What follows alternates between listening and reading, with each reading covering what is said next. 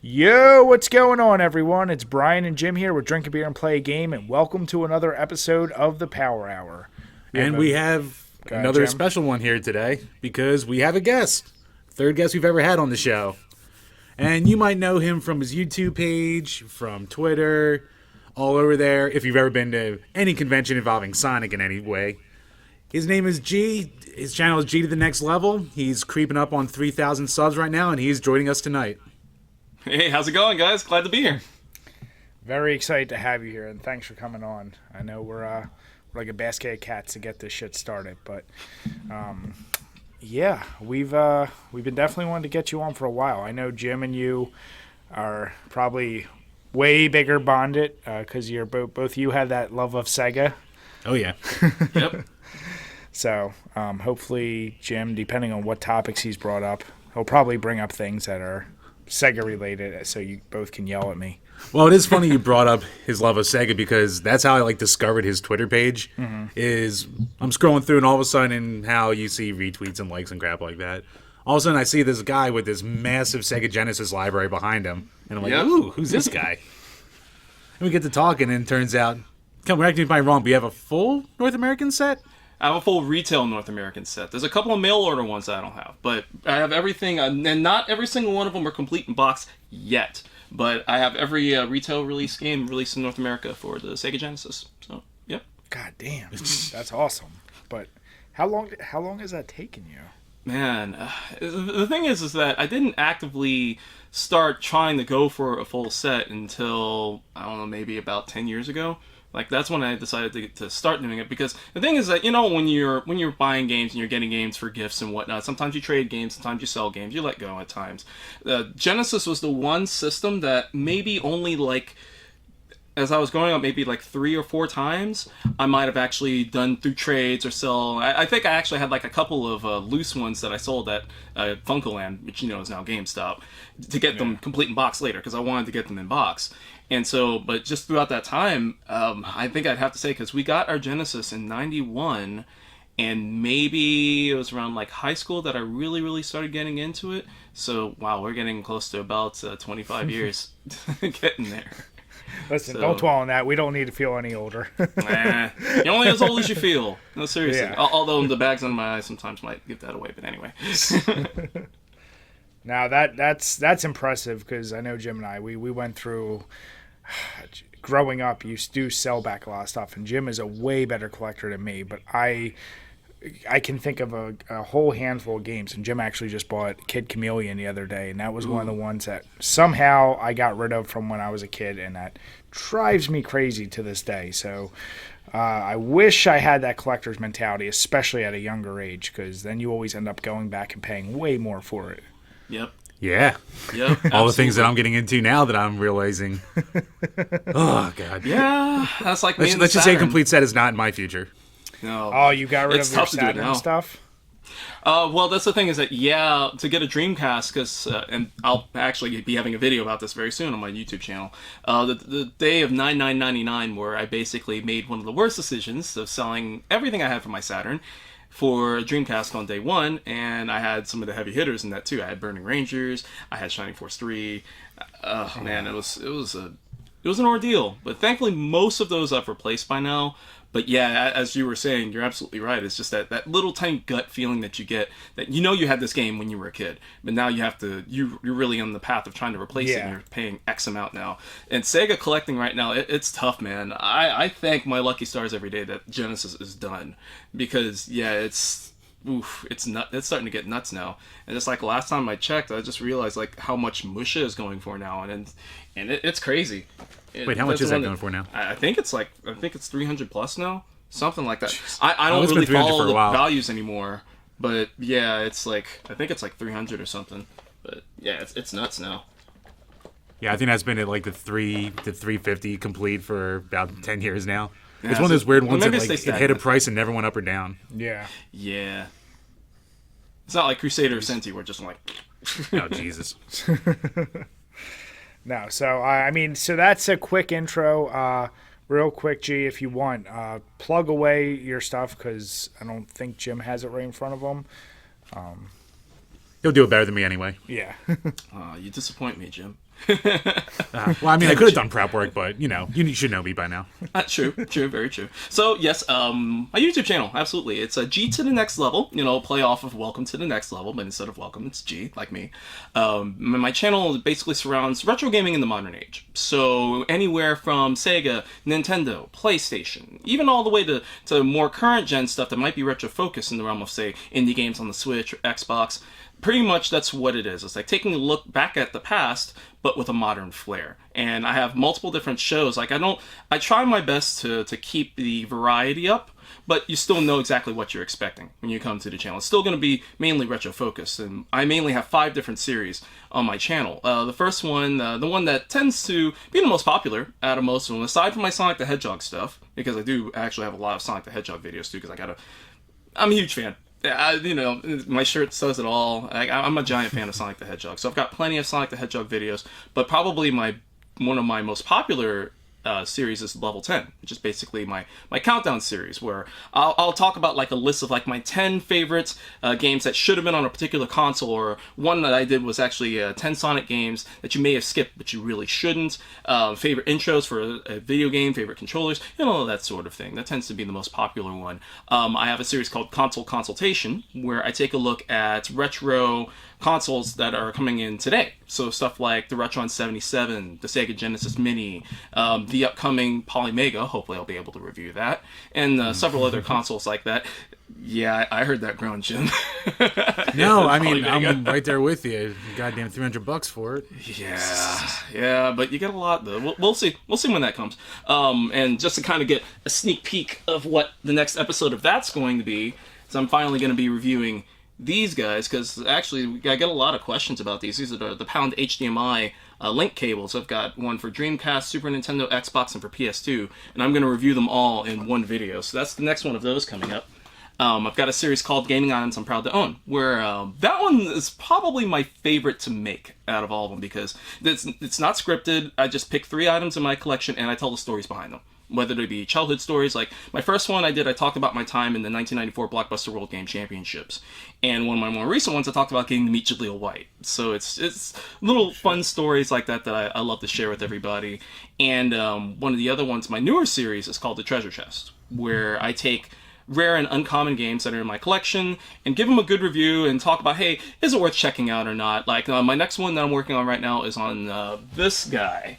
It's going to be on Spider-Man Web of Fire for the 32X. So that's going to be the next one coming up hopefully soon. Hopefully this weekend. So, and every now and then I'll do a candid video called The Muse, where I might look at a current topic or something that's going on and, just give my general thoughts on it. But yeah, that's G to the next level in a nutshell. And just everybody, I just hope to join in and be awesome, like you guys. Yeah. Nah, you're way more awesome than us. But Yeah, aim higher. Come on, man. Don't sell yourself short. Because, hey, that's why I subbed to your channel, because your videos are fun, Well, thank you, man. Appreciate that. Yeah, and for everybody who's interested, we have all of his links below. So make sure, go follow him on Twitter, follow him on YouTube, and just give some support out there, because he makes some great content. Mm-hmm. And also, he's nice and family friendly. So with YouTube's new questionnaire that they have, I don't know how much monetization we're going to have in the future, but G will be just fine.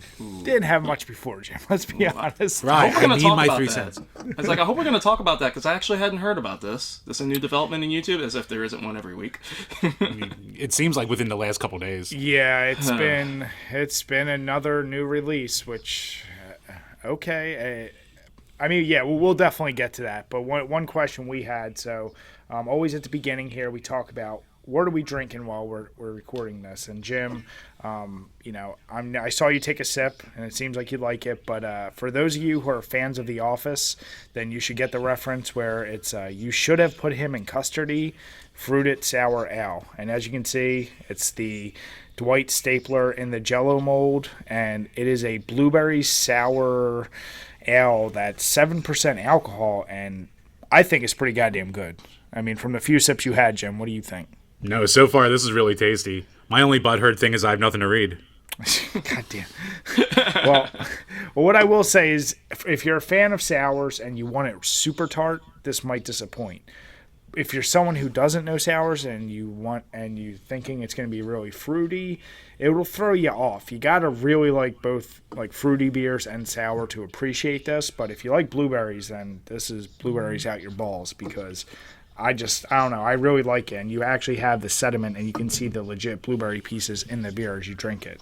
That throws some people off, but for me, it's fine. And 7% alcohol, that's really high for a sour beer. So, now, this is actually dangerous. Yeah. Now, G, what you got going on tonight? Okay, so I actually got, I went and found something just for this occasion today that hopefully I can share with you guys. So I'm going to let you guys pick the beer that I'm going to drink tonight. So first up, we got one of my personal favorites is a Ziegenbock. So you guys know Ziegenbock, Texas Amber, classic favorite. I've got this one, which is a Dallas Blonde. It's a Golden Balance Session Ale, loaded with citrusy and floral hops. And a couple of friends of mine, like every now and then we'll have wrestling pay-per-views over at my house, and they left like a 12-pack of this behind.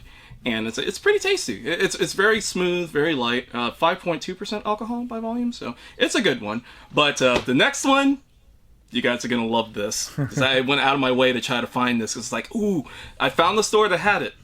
And Jim will know exactly what it is. I found Damn It Jim. Yes! I've been looking for that. Like, as soon as I saw that picture, I don't even know how long ago. I think you have to go with that beer. Oh, did you actually find it in a store? Yep, sure did. I found it at Goody. Was it? No, Total Wine. It was Total Wine. Total Wine. It wasn't Goody Goody. I think it might have been Goody Goody. It's on 59 and 1960. That's the one I got in there, if you're familiar with Houston. But yeah, and apparently they, because I think it's brewed in College Station. Because I went to Specs and I asked them, and they said none of the stores in Houston have it. I had to go out to College Station. But then I did a little bit, well, actually, no, Jenny did. Jenny, my wife, she did a little bit more digging, and she said, oh, hey, it is Goody Goody. It's like, you might want to try Goody Goody. And so I tried them out, and sure enough, I went out to Humble to go find it, and I did. So I was like, all right, well, then let's give it a shot. Listen, we may need to send you some money so you can ship us some. Dude, I've got a 6-pack. I highly doubt I'm going to go through the whole thing. I'll just send it to you. Don't even worry about it. Because I just need that can, and every time Jim talks, I just got to hold it up. You're just going to hit me in the head with it. That's what you're going to do. I mean, I got to start it off. But I've seen that can, and I think I just got so fixated with the name. What kind of actual beer is it? Ooh, it's a malt. So I just took a sip of it right now. It's like full of rich German malts and vibrant American hops. And yeah, I can definitely taste the German flair in it. It's so good. is it a lager? No, it's an ale. Huh. It's an amber ale. Nice. Yeah, I'm definitely excited. But Yeah, now good. that's what It took me a while to percentage find is it. It is that is a good question. 5.6. 5.6. All right, so we'll get you through at least 4 of those, so you got a nice tipsy count with us. Gotcha. I got to hear G curse for the first time. Get him drunk.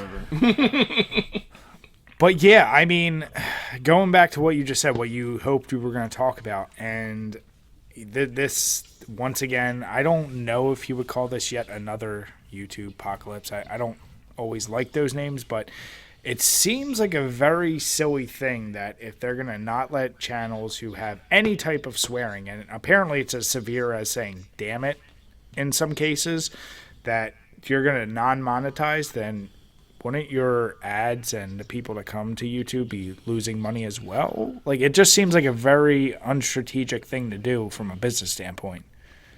Yeah. No, Now, go ahead, G. Sorry, my thing's on a delay.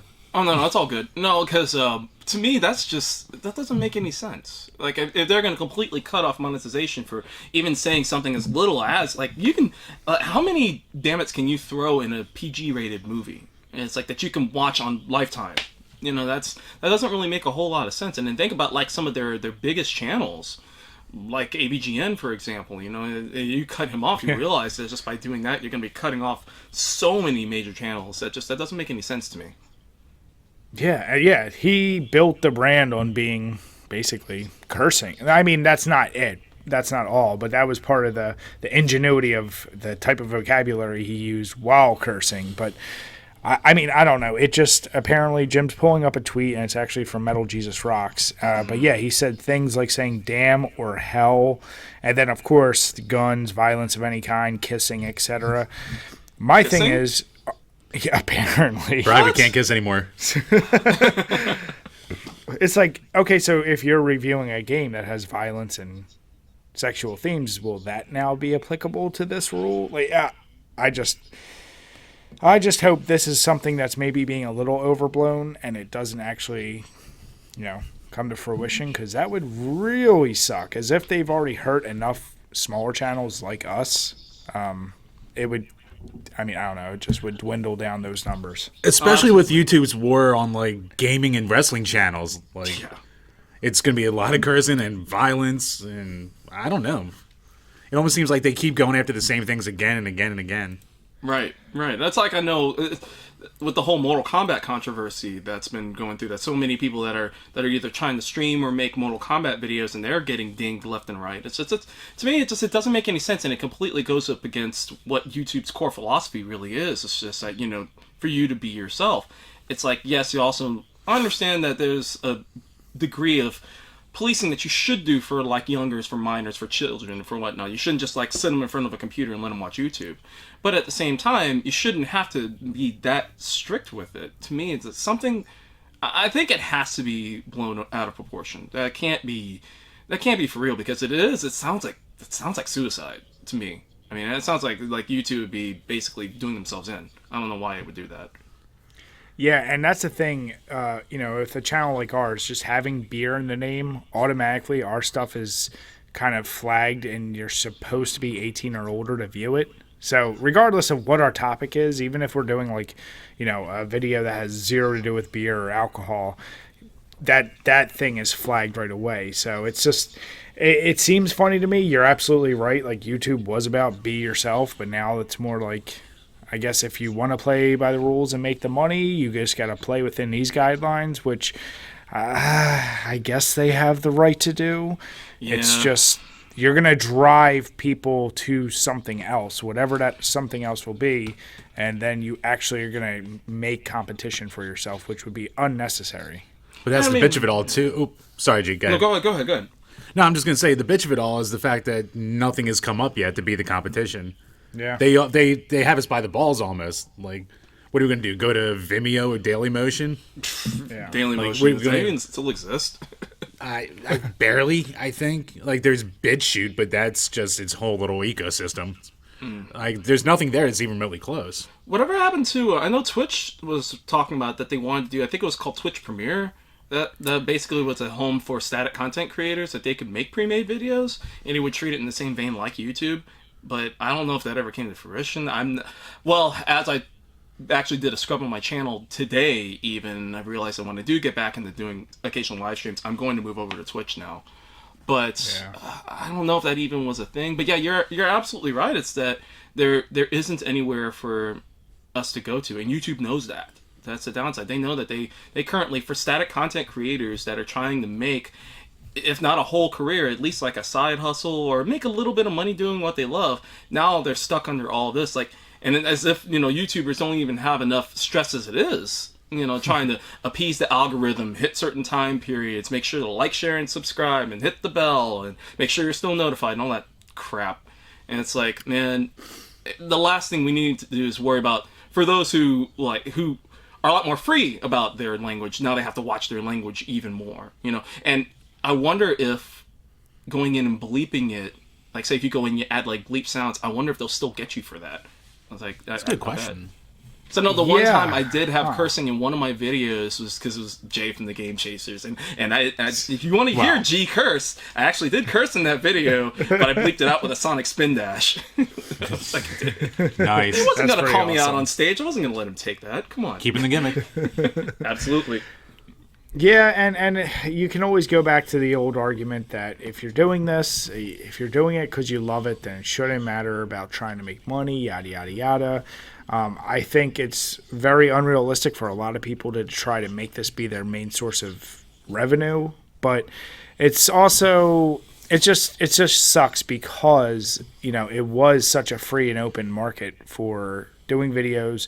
You could have probably made off pretty well. Then those first couple adpocalypse happened, and now if this happens, I guess it'll drain the swamp of people trying to do this just for money. but at the same time, it'll just hurt people who legit have a passion and maybe could have made a few extra bucks to help, fund that passion and meet with other folks.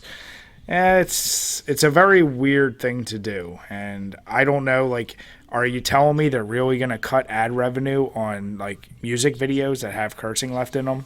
Like, and you're talking about kissing or any sexual images, you're telling me you're going to cut all the ad revenue on, like, some of these huge stars? I don't think so. It's probably going to be very specific to everyone else, and then a lot of others will get, like, you can do what you want.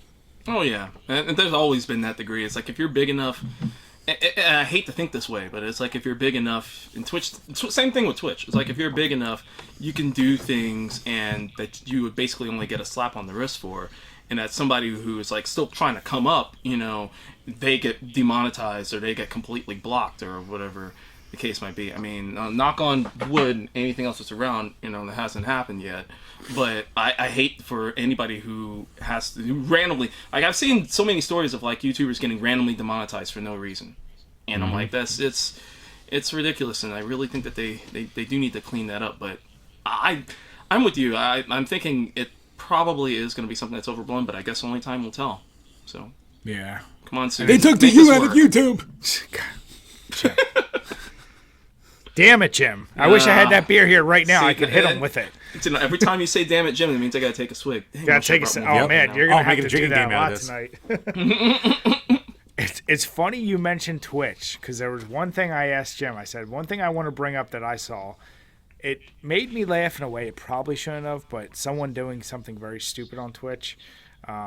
Jim saw this, and I know you guys are much more into Twitter, but I don't know the girl's name. I don't even want to plug it, because as soon as I say it, I'm sure you're going to know, but the girl who got caught throwing her cat behind her as she was streaming something, I saw that, and it's just one of those things. I just saw the amount of people, like, I love that they tagged PETA, but they tagged a ton of people, like, get her blocked, get her blocked.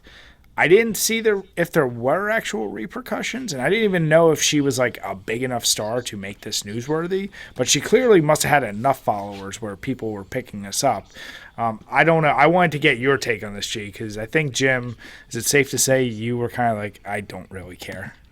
I don't know the end result of it either, but I know PETA actually did respond to it, and people. I mean, I'm not gonna get into PETA, but I will say that that was actually pretty cool, their response to that, because they basically said, yeah, this is completely unacceptable, and it is. And my thing is that it's like, come on, I am so sick and tired of people like that. And other YouTubers, content creators, artists, whatever. I am so sick and tired of people like that making headlines, because all it does is that it puts another bad eye on, YouTubers, Twitch streamers, and whatnot, for somebody that probably won't get a big repercussion. I don't know how big she is either, but to me, it's like there's no excuse for that. There's no excuse for that kind of behavior, period. I don't care what you're playing in your game. I don't care how drunk you are. I don't care what mood you're in. That's completely inexcusable. And you should be blocked, like, for that. Blocked and banned. And especially as somebody, for me, who is a cat owner, I'm especially pissed off. I'm like, no, And apparently, I don't know if this is true or not, but apparently, like, she did another thing that abused one of her cats. Yeah, she spit, like, vodka into his mouth or something.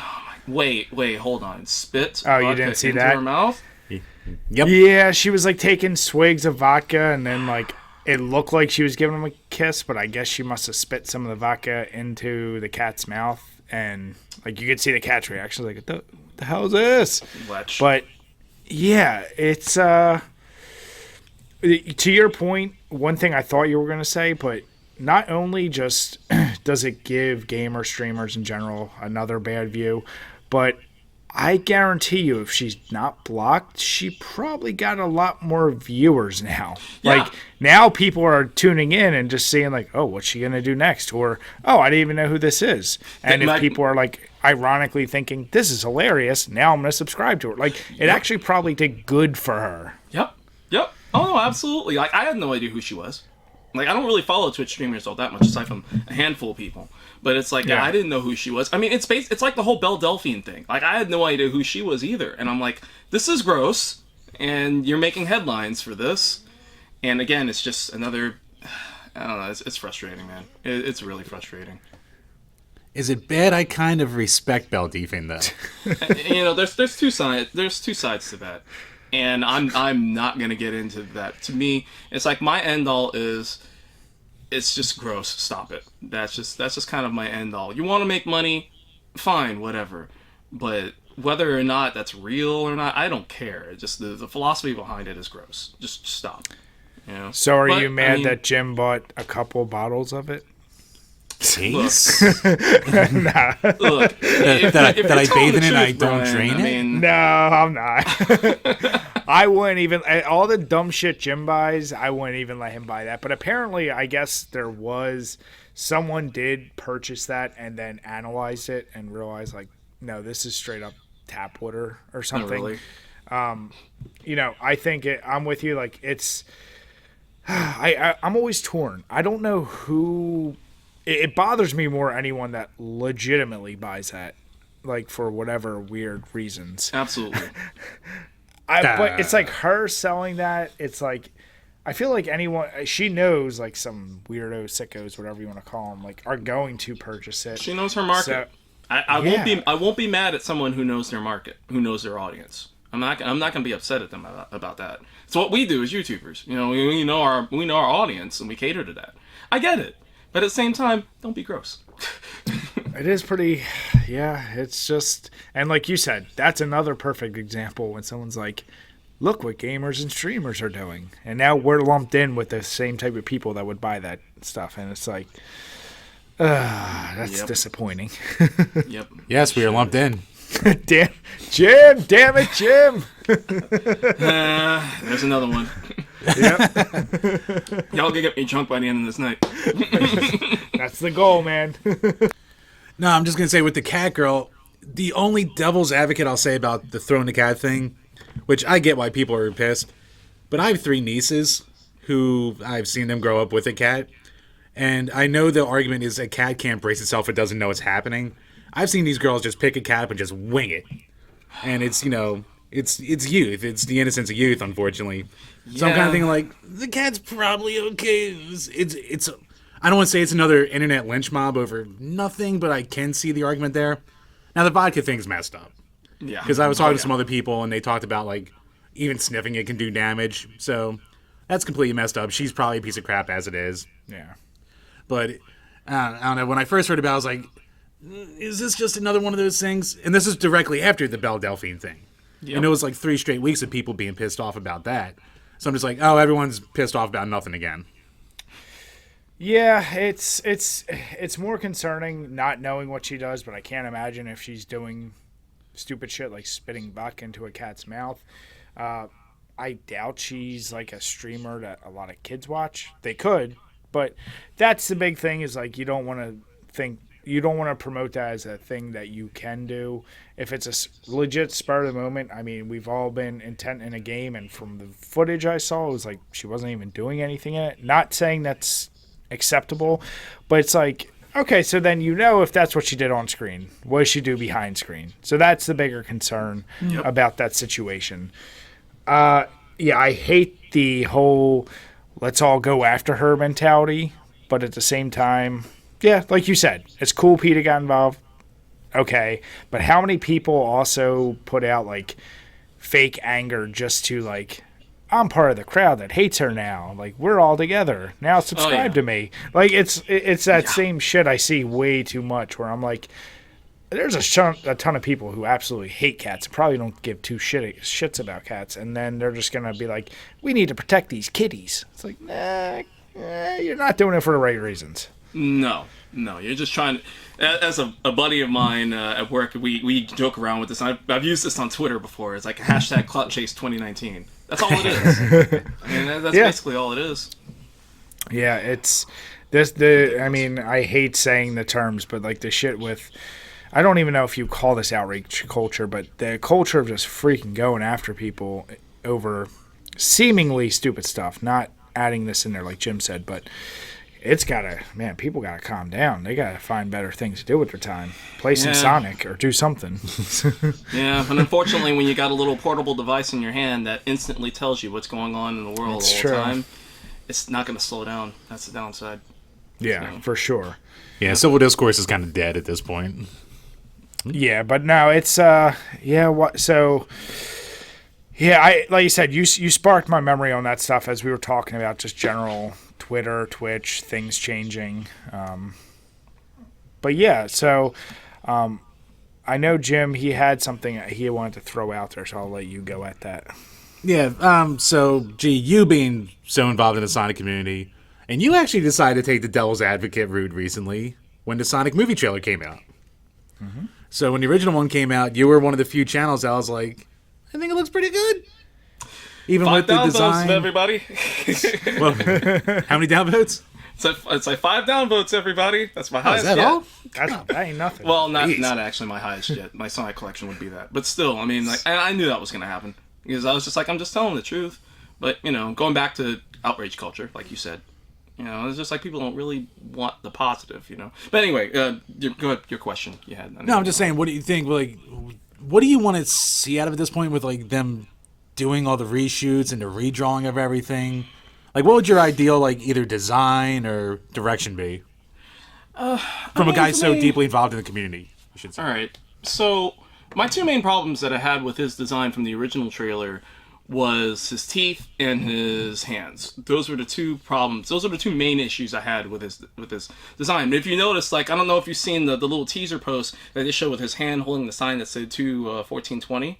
Mm-hmm. Or it's a 2/20. I don't even remember now. But the date that's happening in 2020, and you see he's holding a glove. So I think that's actually a sign that, hey, they're actually going to put gloves on him. So that's one problem. But to me, I think really the only kind of other concern that I could say would be maybe to make his eyes a little bit bigger. It's like I thought maybe his eyes were a little bit too beady. And maybe like elongate his nose a little bit more, because as I thought in the first video, he did kind of have a snout.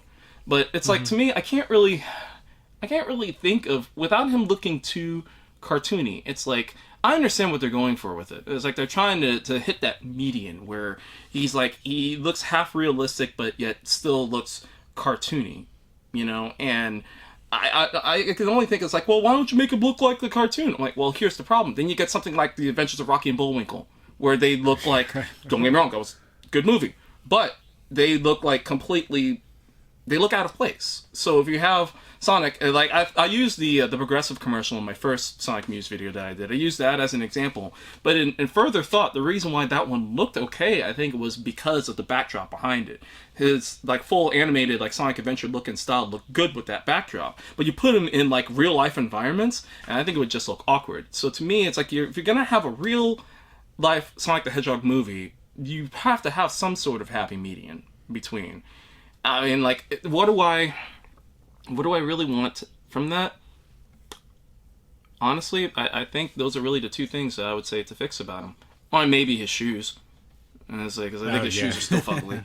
But other than that, I just want a good, fun movie. It's like at this point, I'm like, yeah, the design's going to be whatever it is, but it's like, I just want it to be a fun movie, that's all. And to me, I'm pretty confident that at least Jim Carrey is going to do his best to make this movie fun. At least. And I mean, and James Marsden. Oh, yeah. And it's like, I'm pretty sure they'll do a good enough job. But my thing is that, and I've said this before, I said this on another podcast that people asked me about that, and I was just like, hey, but the thing is that, hey, this movie's getting delayed all the way until next year. Everybody who whined and bitched and moaned on the internet and complained about it, hey, that's great. You got your wish. Awesome. I was fine with it from the beginning, but you got your wish. Now you better go see this movie.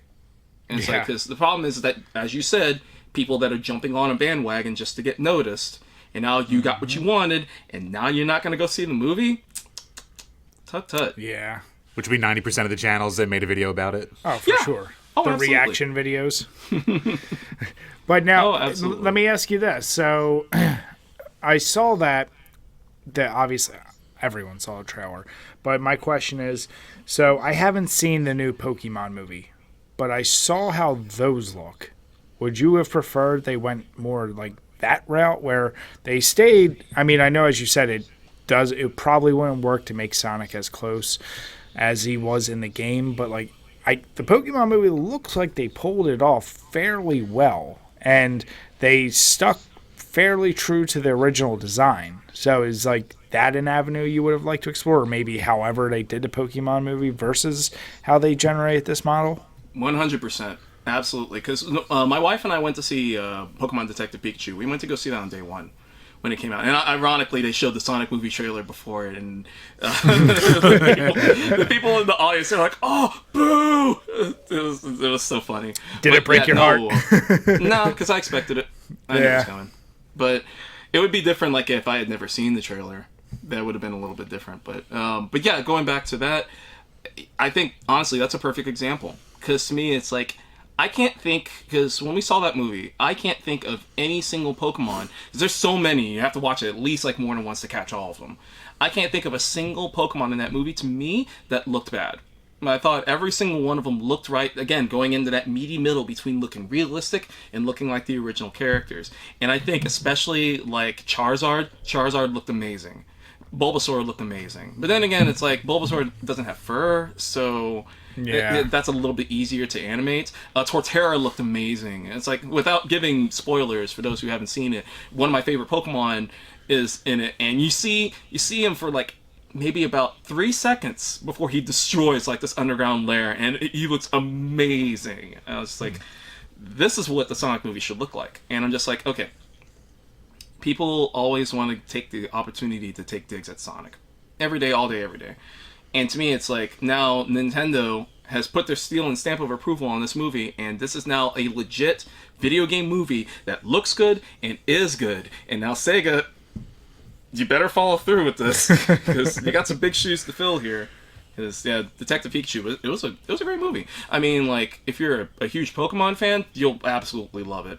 As a movie by itself, I mean, it has its flaws, but it looked fantastic. So, and yeah, we're gonna get that Blu-ray when it comes out too. Because my wife is a huge Pokemon fan. She was literally crying tears of joy while watching it. Nice. She's like, "Oh, it's so beautiful." Yeah, I've only heard good things about that movie, so that's one I know I definitely want to see at some point. I doubt I'll see it in theaters, but it's one I'm like, I'm just glad they made it, and from all accounts, everyone liked it. Oh yeah. And I'm sure that's when our kids can sit down and blabble and just be like, "Blah, blah." Exactly. Now, as I'm kind of notorious for, that just made me think of a random tangent, and gee, I'm very curious.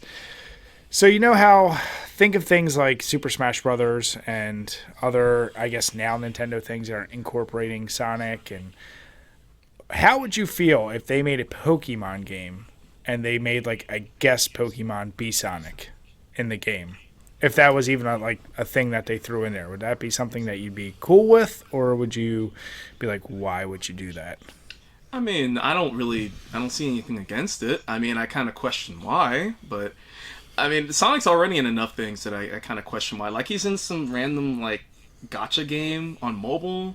I forget what it's called that he's in, that you can actually, like, it's a monster capturing mobile game, and like, hey, you can capture Sonic. I'm like, okay, that's weird.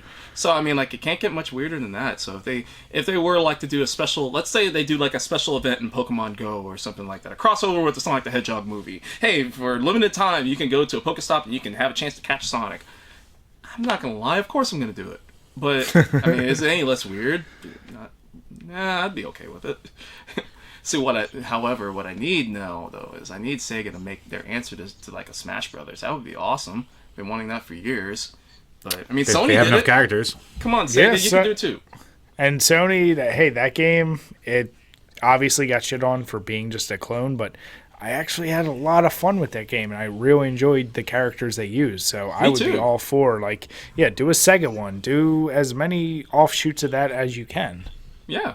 But the sad thing is that and I guess Team Sonic Racing is probably a good example of this, it's just that now Sega is kind of for a while they were kind of taking away their involvement with their other IPs, and then they were just focusing on Sonic. But I think the main reason why they did Team Sonic Racing the way they did is because they wanted to make an actual story mode for it, which is good, and that's fine. But now with, Panzer Dragoon HD and Shenmue coming back, even though that's not really Sega, but it looks like they're going back to the IP well again, which is good. So it's like, hey, if you're going to go back to the IP well, why not make a Brawl game? I mean, they did Sonic Battle on the Game Boy Advance, but I mean, that's still just Sonic. So it's like, come on.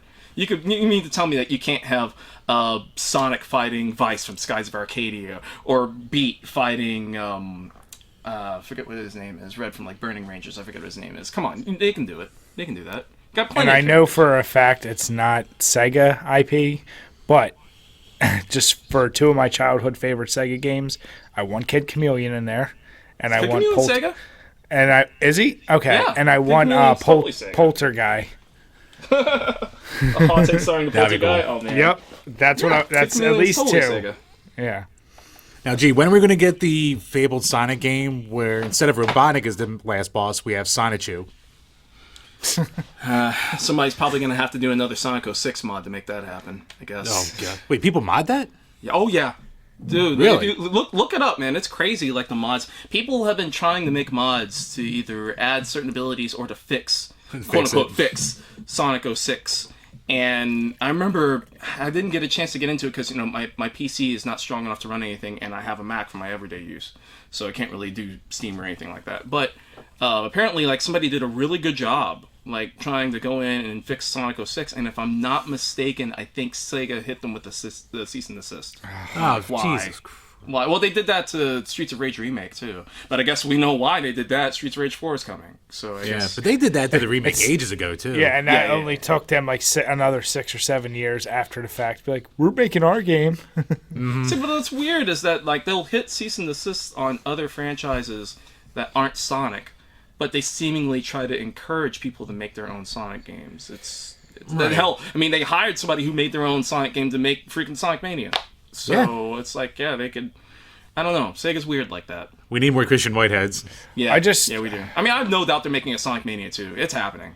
They just haven't said anything yet, but it's happening. Apparently, they're doing something big for his 30th. They're going to announce something big. So it'll be like Sonic Generations 2. Yes, please, please. That's like people ask me all the time. It's like, oh man, why can't we get a Sonic Adventure 3? It's like, all I really want is a Sonic Adventure 3. Yeah, you already got a Sonic Adventure 3. It's called Sonic Unleashed. Go play it. That basically was Sonic Adventure 3. Or I hear the Sonic levels in that were good. Forces. I never played the other. I never played it, so. The game has a good enough story, and the graphics and the narratives are good enough to keep going. The Werehog stages do really slog. But the Sonic stages themselves are quite good. I just love the Werehog as a character. Personally, I think as a character he's awesome. His stages were, they weren't great. It's ironic because every time for those of you who don't know, but you've heard me say a million times, I'm obsessed with horror games, horror anything. I'm really obsessed with, and multiple times I've tried to look up like what are some of the best games of werewolves. Somehow Sonic Unleashed always comes up on like the best of list because of that character. So it's funny hearing you say that. Like Jim, I've never actually played it, but people always use that as an example. Really? I'll use this one as an example. I mean, I'm showing it on camera right now. It's a Wolfchild for the Genesis. It's like, this is a good example. Like if a werewolf style game. Is that the one? I don't have it in front of me, but on the cover, is it like the wolf behind the dude? No, actually, I think the Sega CD version, which I don't have. Like the Sega CD version, I think the art is slightly different, but the Genesis version is just the wolf. It's a wolf with a guy in his eye. Yes. Okay, yeah, that's what I. Okay, yeah. That's a good game. That's another one that gets referenced a lot, and yeah, surprisingly, I have not played that. So now that you said that, I'm definitely going to be playing that. So thank you. It's good. Yeah, definitely worth tracking down if you can. I think the Sega CD one's kind of pricey. But if I'm not mistaken, I think the Genesis one's... Yeah, of course, the Sega CD. But I think the Genesis one's not too bad. But yeah, it's worth it. And I guess, like, what other ones, man? I guess Werewolf on the NES. I mean, that's a good enough game.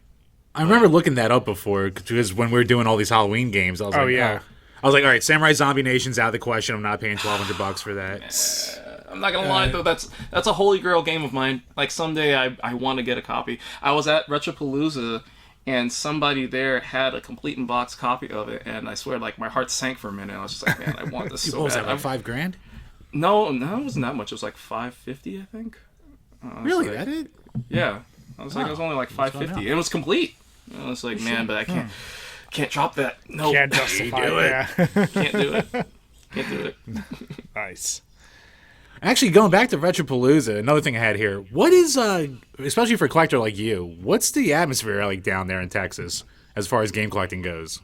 Oh, well, if I could really say in Houston, as far as that goes, it's really tough to find anything kind of locally, at least from me. Now, I mean, I might not be the best person to really talk about it because I look for like the random weirdest things. You know, I'm not out there looking for like.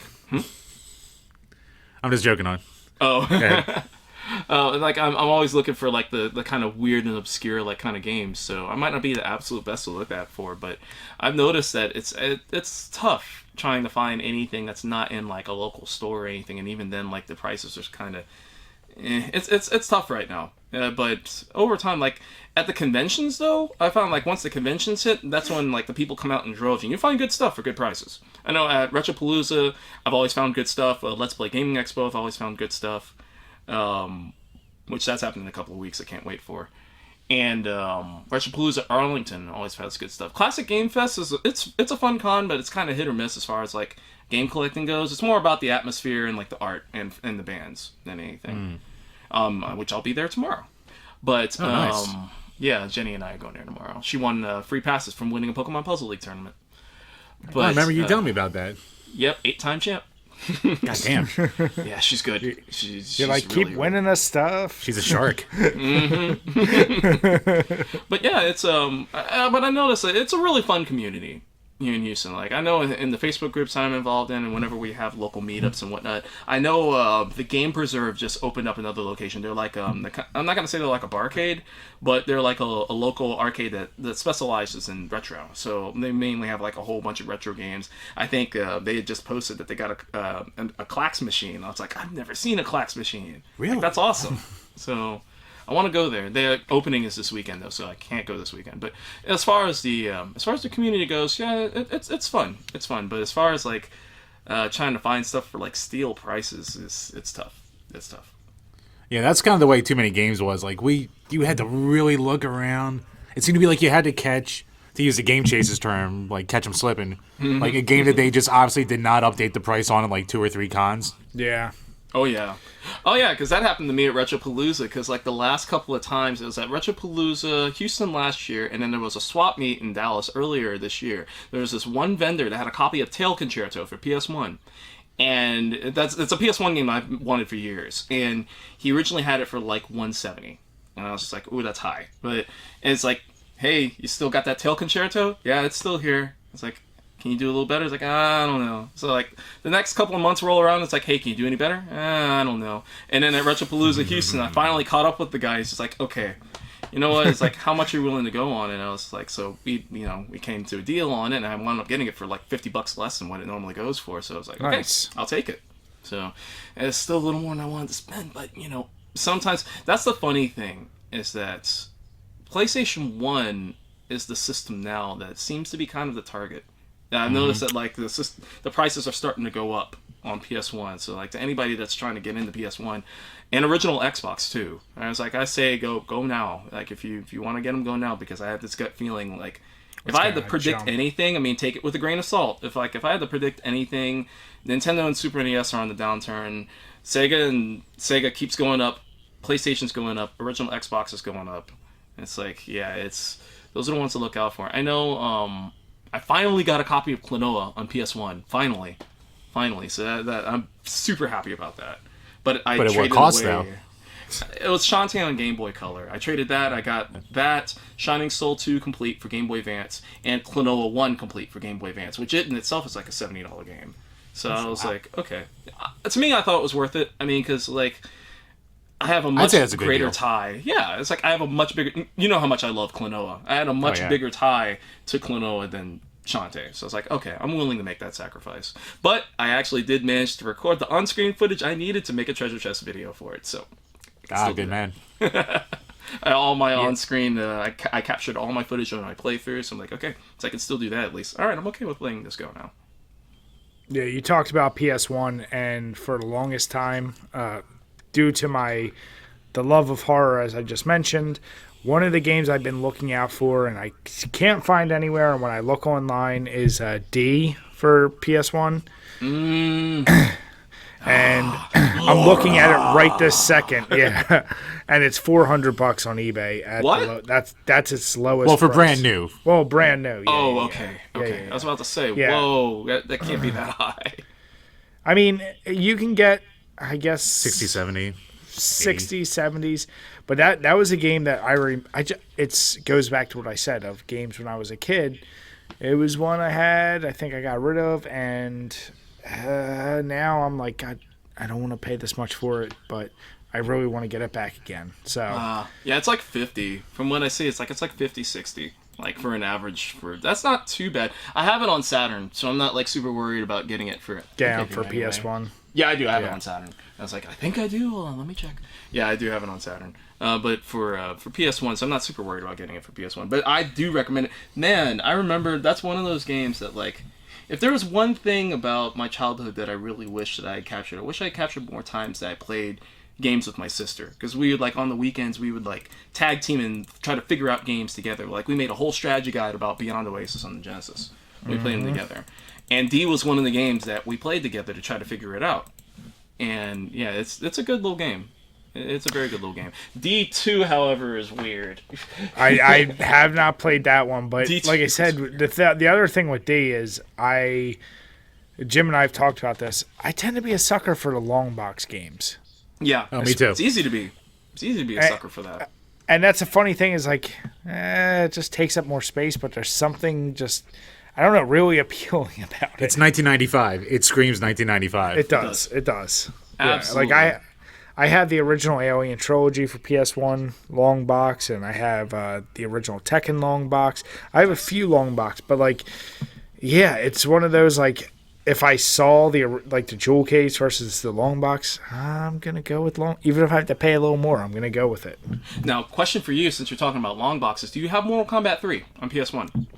I do, but I only have the jewel case. You have the jewel case for Yeah. Mortal Kombat 3? Okay. Well, you talking trilogy or 3? Trilogy or 3? I have 2 trilogies and I believe 1 3. If you have a slim case Mortal Kombat 3 for PS1, that's worth a lot. That's what I was just about to get to. There are some games that actually are worth a lot more in slimline than they are worth in long box. Mortal Kombat 3 in the jewel case is insanely expensive now. It's like that. Whoa. Alien Trilogy. There's a special like 9/11 version, or like a special like I forget what it's called. There's a special version of Siphon Filter 3 that's worth a lot of money. I was looking more into it through RoccoW, because sometimes I do guest articles for him. And we were talking about PS1 games and jewel cases, and that's when I found out about Mortal Kombat 3. So yeah, if you have that jewel case, Mortal Kombat 3, don't let it go. Like, I'm going to check because right now we just eBayed it, and not brand new. It's just the PS1 Black Label jewel case. They do variant rare Grail is at $750 right now. Yep. Shoo! I did not know that. So I really hope I have it now. Brian, put your boner away. I hope you do too. I can. I hope you do too. That's crazy. Yeah, I gotta check because I was a fanatic for pretty much every Mortal Kombat game that came out, and yeah, Mythology? I'm gonna definitely. I have Mythology. Yeah. Well, yeah, no, that game. I didn't go near that. Or what was the other one? Special Forces. Special Forces. Yeah. The Jax game. Yeah, no. Yeah, that was another rough one. So Shaolin Monks was really good though. That was a fun one. That's about, yes, of the spin-offs, that's definitely hands above the best one. I think when we were first starting our page, one of the first games we like kind of dicked around with was Mythology Sub-Zero.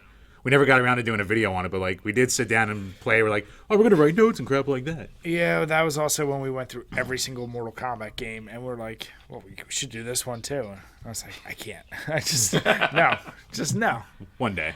Nah, We used to do an sad. entire series in a month. Ugh. So it's like the idea was great, but yeah, the execution was just it wasn't there. It wasn't there. Well, that was just like that. What was it? That one random Batman game. I don't know if it came out for both systems, but they utilized that kind of Mortal Kombat fighting system Forever. That's forever. Yeah. And it's like, why would you do that? But then there was actually like a bunch of games I felt like that did that. Like once they saw that style, and they're like, well, we'll just do it for our games because it's clearly just the way the graphics look that make it so appealing. It's like, nah, not really. No. All right, so we actually just finished off the You Should Have Put 'Em in Custody, which, by the way, I don't think I mentioned. It's the Pilger Rue Brewing.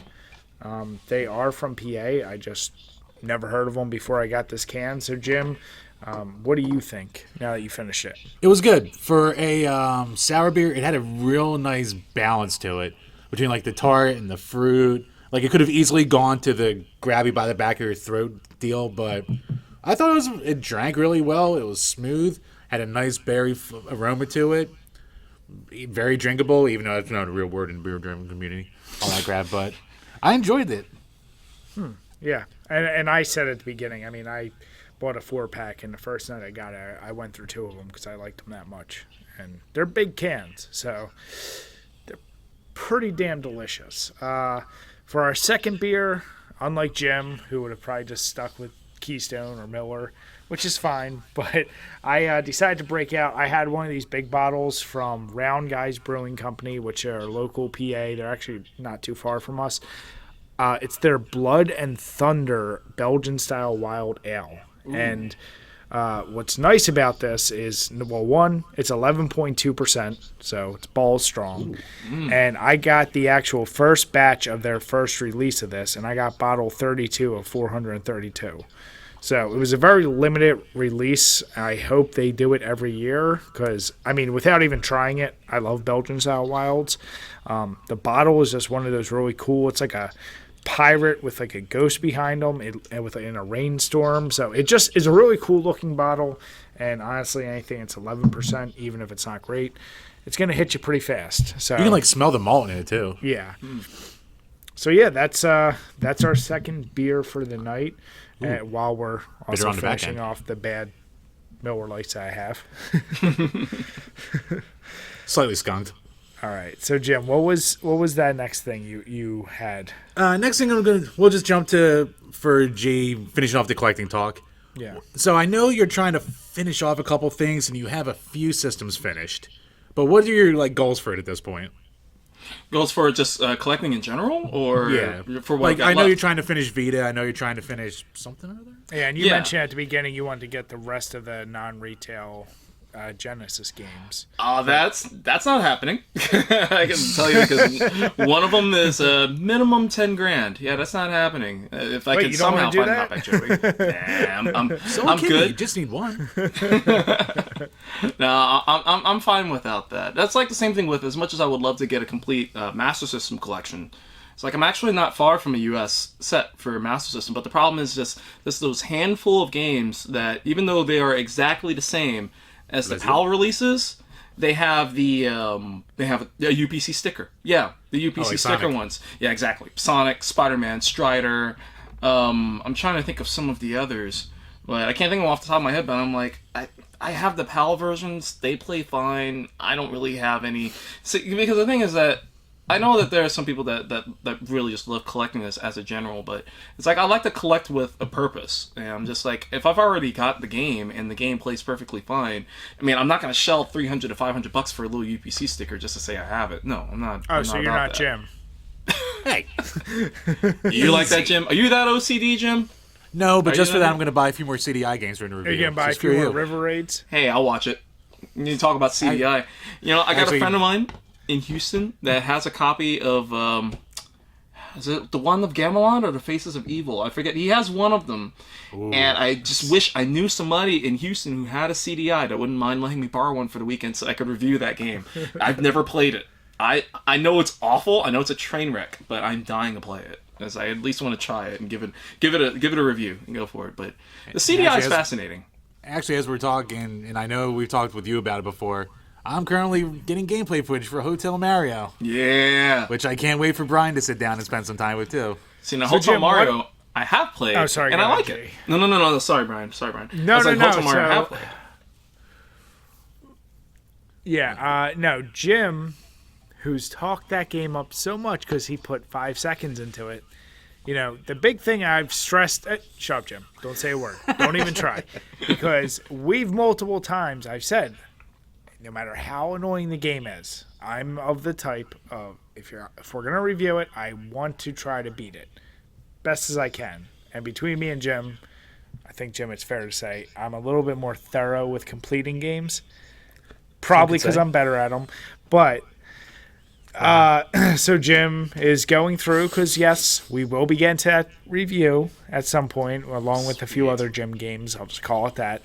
And he sends me a text. He's like, "Yeah, I'm not getting to the end of this game. That's so goddamn annoying. I got like the first 3 levels and I'm done." I was like, "Really? Like you talked up this game so much and you're not even gonna really go through and beat it? Like, I haven't played it, so I'm not gonna say how hard it is. But you can't sit there." Talk up this game and then not actually beat it. Yeah, you hit me. I hit a low point, but I actually did start going back and going to the other levels. So I'm gonna get all the goddamn footage. Yeah, but I hit sorry, a low. the game I hit a that low you point. talked up so much. You know, it's fun. It's very challenging. Dark Souls can go fuck itself. I just think it's probably the player in this instance. How dare you, sir? Oh, Yeah. the worm! I can't get it. I gotta keep going indoors. I keep jumping and dying. Someone help me. and I know listen, with Jim, my anger towards that game is more just that. Hey Jim, for 8 months, get Resident Evil 2 remake. We're doing all the Resident Evil games. Oh, Brian, but I got Hotel Mario. It's so worth it. I'm like, how much did you spend on it? And we went through this. I was like, so we have a whole laundry list of good games that you need to get, and you went out and bought that. Daddy was right though. We had the price drop within a month on Resident Evil 2. Mm-hmm. That didn't change the fact you still haven't beaten that game, have you? I don't mean to beat it. Yes, you do. Nah. God damn it, yes, you do. Nah. See what I mean? Makes you feel better, Wouldn't Jim. you I rather haven't have my played it. powers be put towards Hotel Mario for a very thorough review? Possibly the most thorough one in the history of YouTube? I'm going to do an unprecedented thing. When we upload that video, I'm right away giving it a thumbs down. As soon as I upload it, Ourselves. I'm just putting it down on ourselves. Yeah, that's a game I'll play it and I'll be fair to it. But yeah, Jim talked it up way too high, so now he has to beat it. And G, as you were saying, I didn't mean to cut you off. I know you had fun with the game, but did you find it particularly hard? I wouldn't really think it's hard as it's just tedious.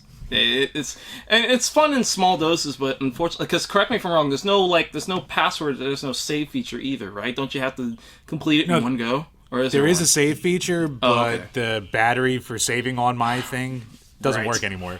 So I can't save any data. But luckily there is a cheat to skip levels. So as I'm recording footage, I have to beat an entire level, which is 10 stages, and then get all the footage and record it, and then I can finally take a break and then go back and put the cheat in and go to the next level. Oh, there you go. There you go. So you can So at at least there's go that, further. thank God. Yeah, because I was about to say, because that would really suck if you had to. It'd be like Kid Chameleon, and it's just like, hey, you have to beat the game. Like, there's no Yeah. passwords or anything like There's that. no helping with that. Oh, God, that game. And because I got rid of that game when I was a kid, unfortunately, I think I got stupid far in it, and I just don't think I ever went all the way and beat it. And I didn't know enough about cheat codes back then, because back then, god damn, I'm old, but we didn't have internet, so I couldn't have looked up some shit. So it was literally like I just never beat it, and so that still haunts me to this day. And when we do review it, which we absolutely will, because I'll do Brian's Genesis exclusives, Nice. that'll be on there, and I'm gonna beat it for sure. So you got Brian's Genesis exclusives, and you got Jim's terrible decisions. I think you got some good sub-series going on here. Yeah, exactly. Jim likes to play games like Hotel Mario. I like Kid Chameleon and The Haunting featuring Poltergeist. That's a good game. Yeah, I'm just saying. There's a difference there, Jim. I'm going And to make then you every every time- Gaten, you son of a bitch. And then every time you do Jim's terrible decisions, you have to use that thumbnail, because that thumbnail is priceless. You have to. do it. I had to. I mean, it was.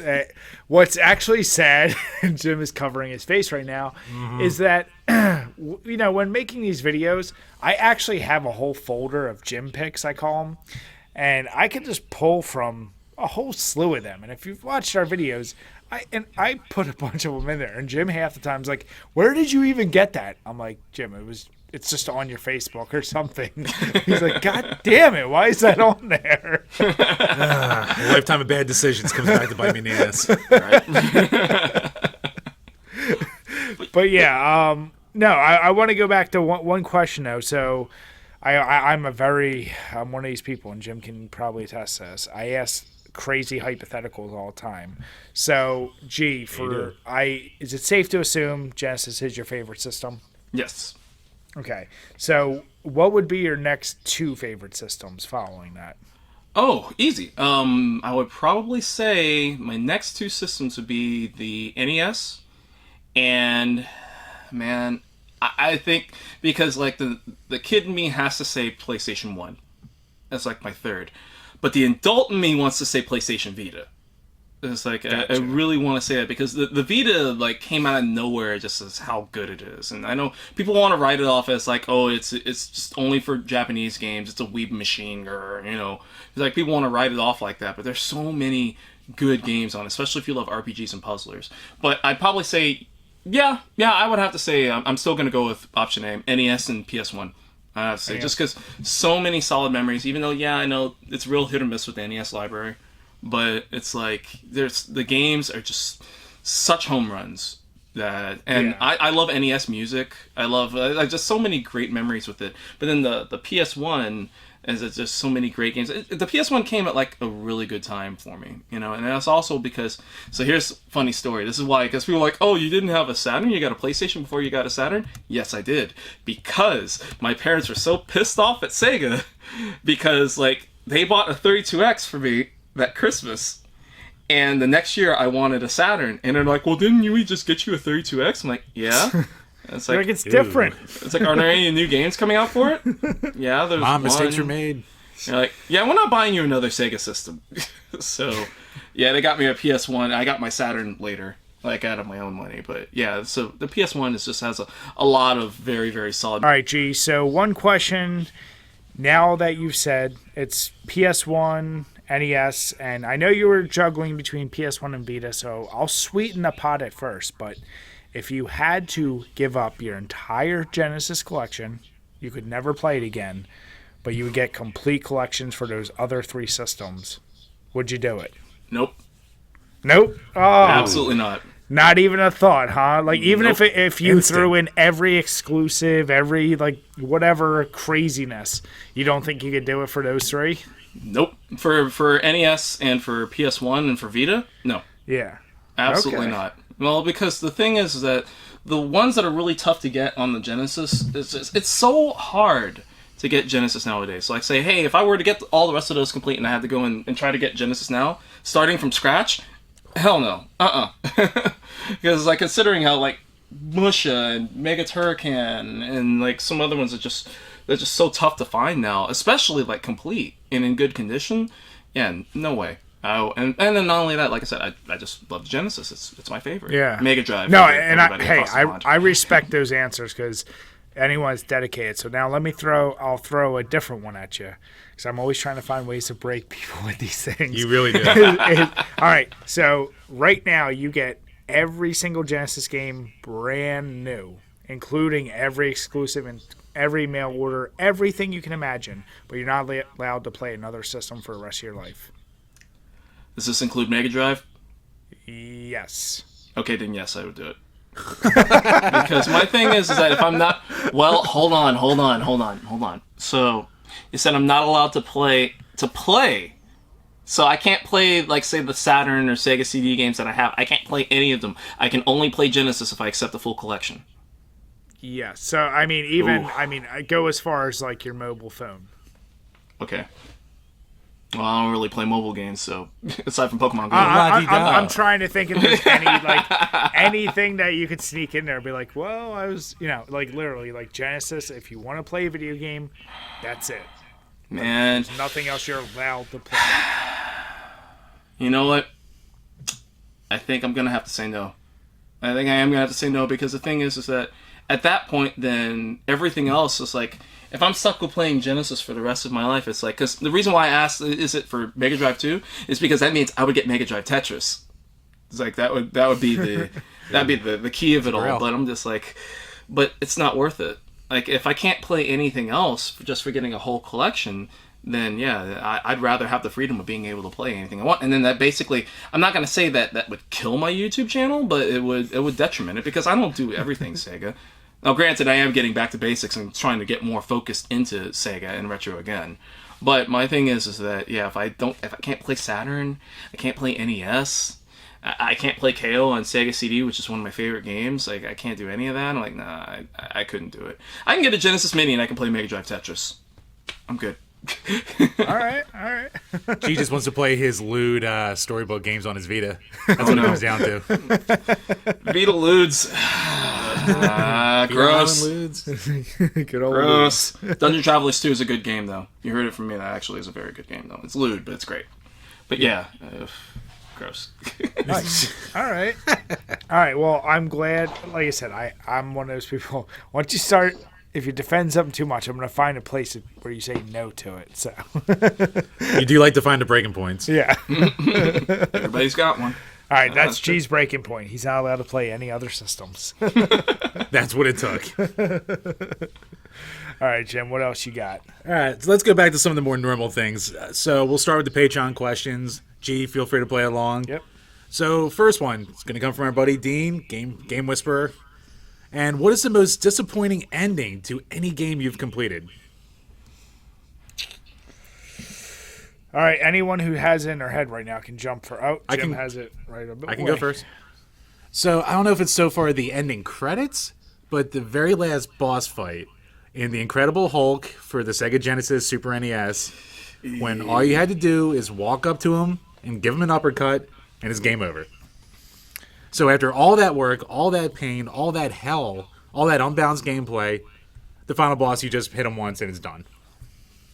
I can appreciate that. As soon as you said that, though, I feel like there's a few games where that's the case. Where it's like a very simple, like you had terribly hard everything else, and then you get to the final, and it's something ridiculously simple. And Predator 2 on Mega Drive immediately comes to mind for me for that. Okay. For that reason. Yeah.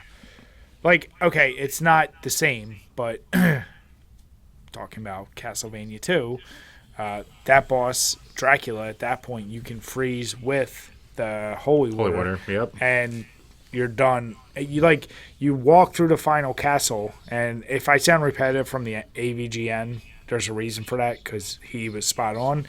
You go through that game, and you get to the final castle and the final level, and it's completely empty. You get to Dracula, and if you were smart enough to use the glitch of using the holy water, you just keep throwing that, he can't move, and the game's over. So that's another... That was more... It's very anticlimactic because the whole castle's empty, but it was more of a... I guess you could call that a glitch. I don't know if that's glitch is the right word, like just something that you found that like could screw it up. That was really disappointing going along with what you just said. And then there's the famous ones like the ending to Mass Effect 3, which for a series that built on itself since the first game with every decision made to be this generic ending that they definitely rushed out there. Like, I wasn't as butthurt because like I loved the game and I can forgive 5 minutes being crap at the very end, but I can see where the outrage came from for that. I do have my answer, by the way. Okay. I was giving you an example. And you tell me if this is correct. But you're wrong. Son of a bitching Ghosts and Goblins when you beat it that first time and it's not the real ending. Dang it. And you have to go back through. And to this day, I'm like, no, F that. I raged, almost broke enough NES controllers going through that. I'm not doing that again to get the quote-unquote true ending. I felt like that was a super cheap ploy. Pissed me off. That game pissed me off to begin with. So just for that reason, it's that. And to piggyback off that, same kind of deal, I'm going to go with Shadows of the Empire on N64. You already gave your choice, Jim. I know, but I want to add that on there just because even on easy, the game's hard enough.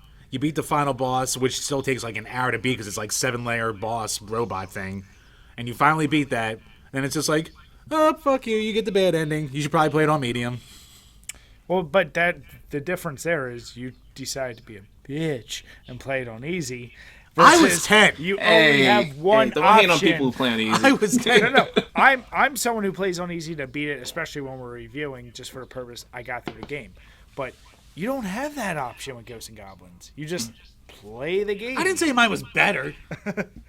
You just God, had to Dick, throw... lady with your shit ending. Good. You already got your Incredible Hulk. You can't keep adding to it now, Oh, Chip. I'll add. This is my goddamn So show, yeah, too. Ghosts and Goblins, for sure.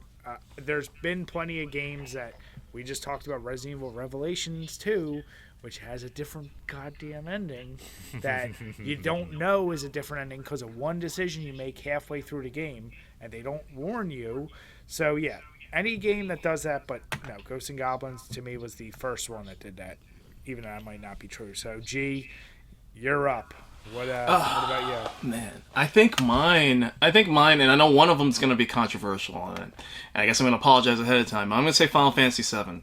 That's probably one of the ones that, like, so it's like I put maybe 80 or 100 something hours into that game. It was really one of the first RPGs of that generation for me to dig into.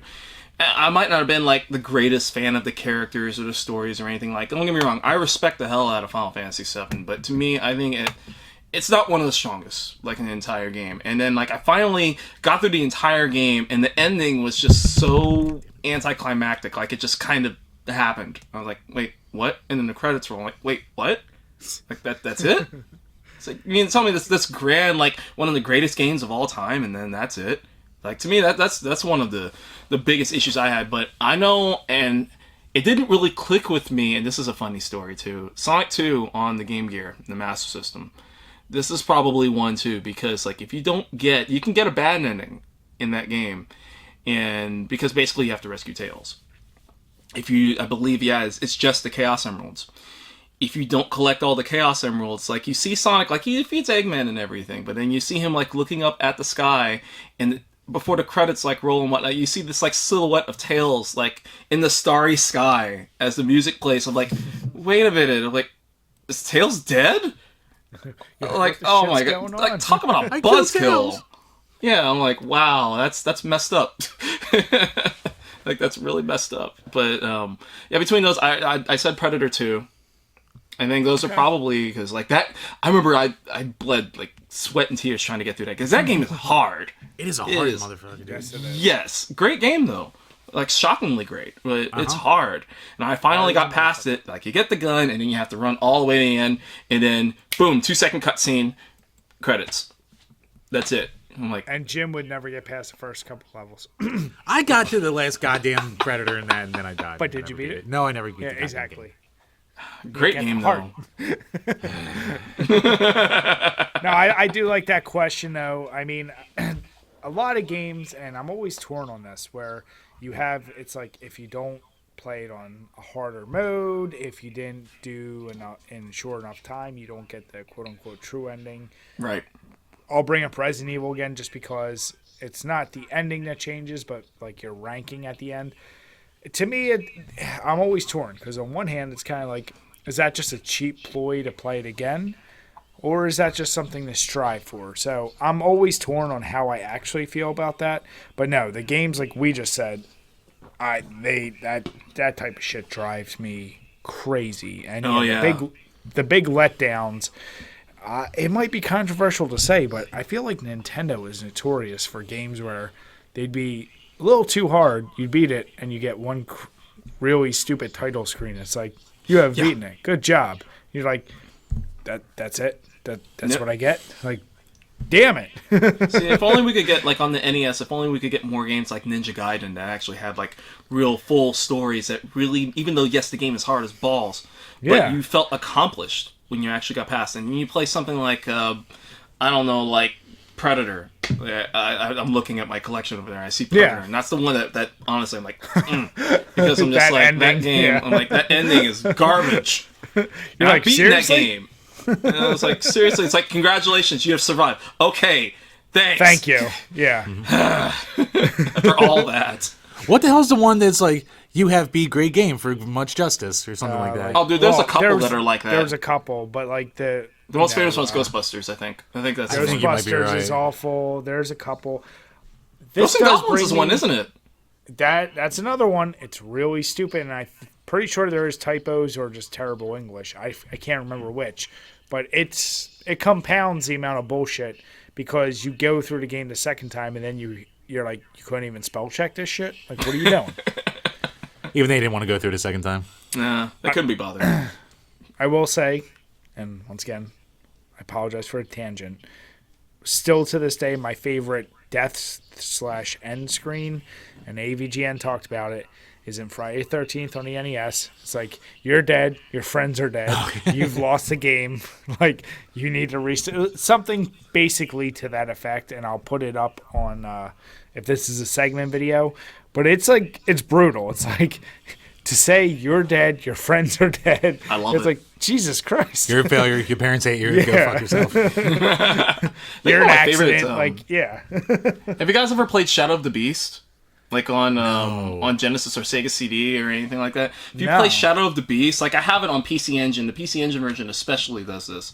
Like if you get a game over and you see the scene of like the death of the beast and the music that actually plays in the background, it's beautiful. I'm like, heart-wrenching. Wow. Yes. Like, well, you know what else is good like that? That's a game over. Freaking Splatterhouse 3. Like if you don't save everyone in time. Oh yeah, that's. It's like, oh, my kid's dead, your wife's dead, your kid's a mutant now, you failed everyone. Yeah. Dude, I legit, like, I don't get scared by many things. Like, as a kid, like, when I played this, I got legit scared, like, during those cutscenes where it shows, like, the boar worm is approaching closer and closer to Jennifer's heart. I'm like, holy shit. I'm like, man, that's I love this game. It's just a shame, like, Namco needs to come back to Splatterhouse. Yeah. And Splatterhouse is, as we said, it's easily still one of the more underrated series because I don't know why it still seems to get overlooked as much as it does. Whether you're a horror fan, whether you're just a beat 'em up fan, there's a lot to like. And even that, whatever year that final game came 2010. out, 2010, something like that. Yeah. It wasn't great, but it was fun. You pulled intestines out of thing's anus and killed it with it. Like there's just craziness in that game. But it was actually yes, Jim. Damn it, Jim. God. Oh, damn it, y'all. Nope. There you go, Jay. Sorry. You know what's She was funny getting is thirsty. I'm not even thinking about it. I just legit say it so often. It's actually a running thing with all of our friends with Jim. Like it's so common. But yeah, no, that series is heavily underrated. Mm-hmm.